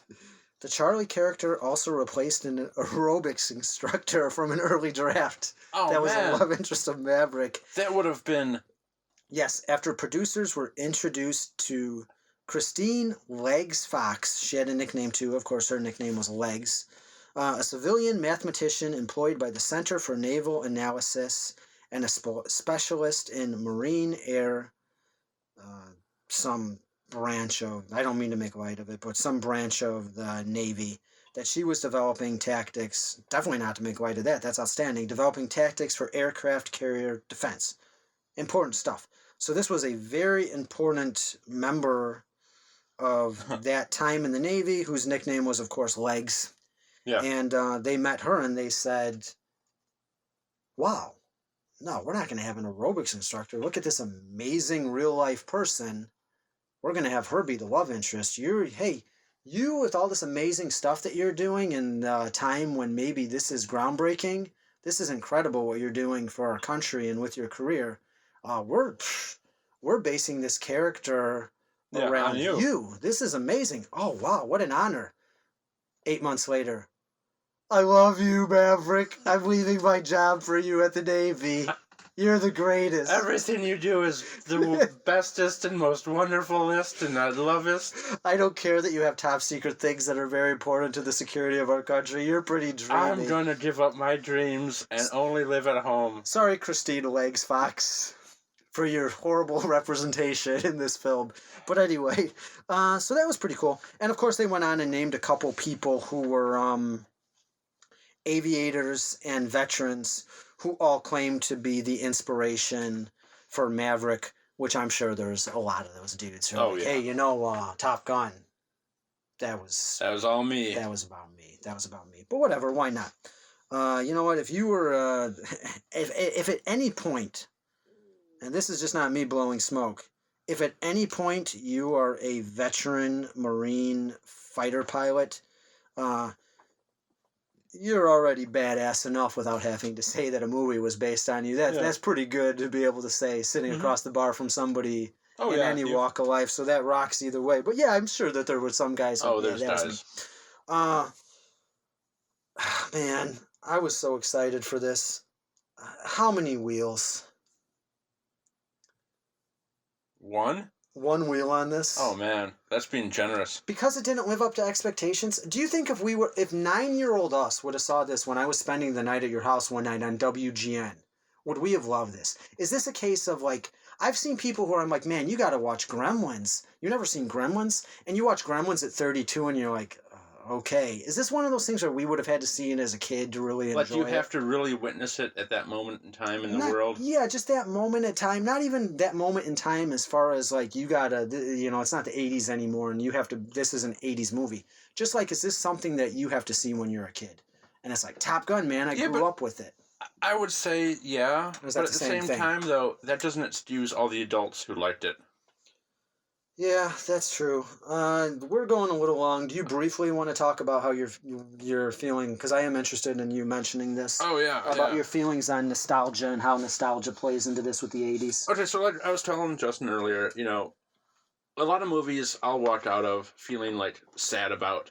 And because it plays into some sort of nostalgia that never happened.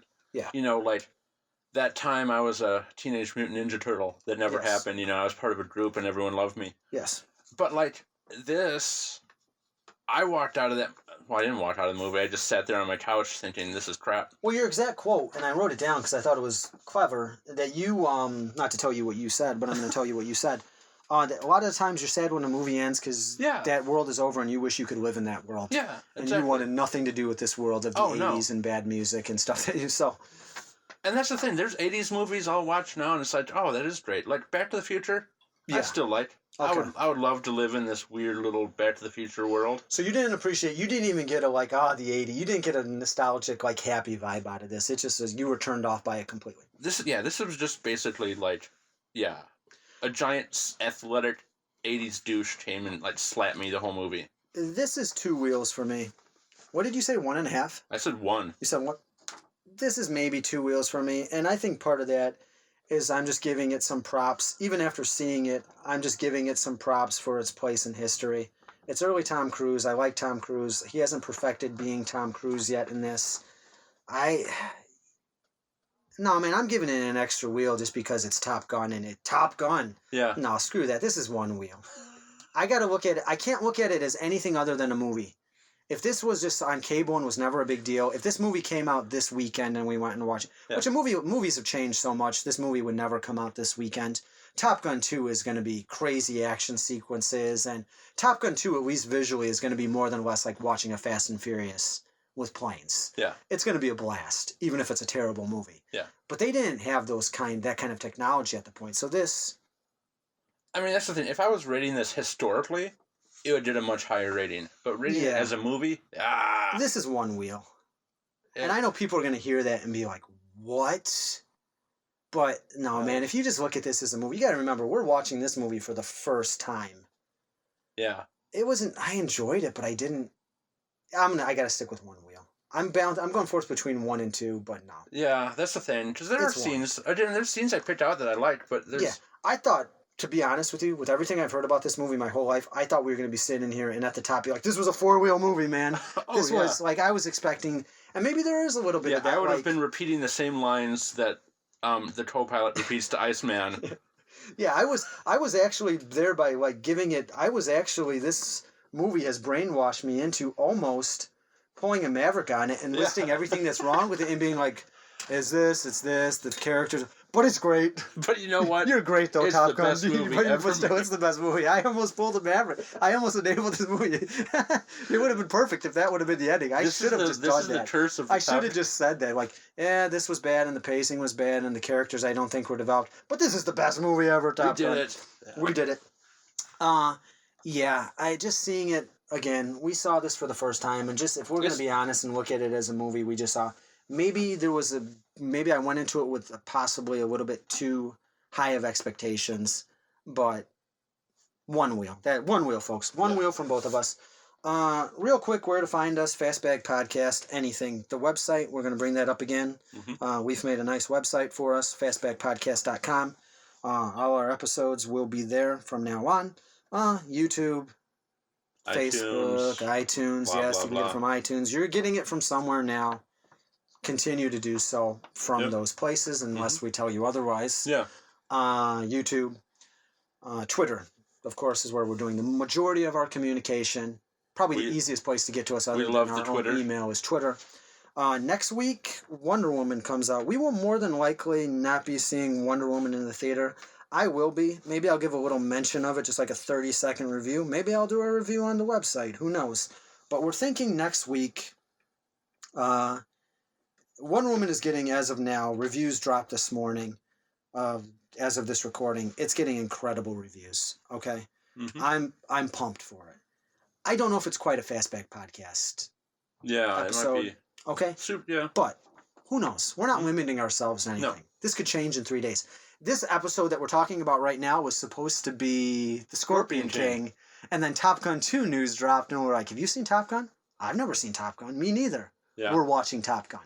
So the plan right now is, though, since maybe one of DC's best, and certainly their best female-led movie is coming out next week, why not, since we're the Fastback podcast, talk about their worst female-led movie. And next week, folks, we're going to be talking about Halle Berry's Catwoman, which was a $2 classic for us. Yes. We'll explain what a $2 classic... We talked about it in the first episode. We're going too long now. We'll explain next week what a $2 classic is. Yeah, so just stay tuned. So until then, stay tuned. Thank you to anybody who's listening. Don't live so much in the danger zone. Don't live so much in the danger zone. Slow and steady. Stay furious.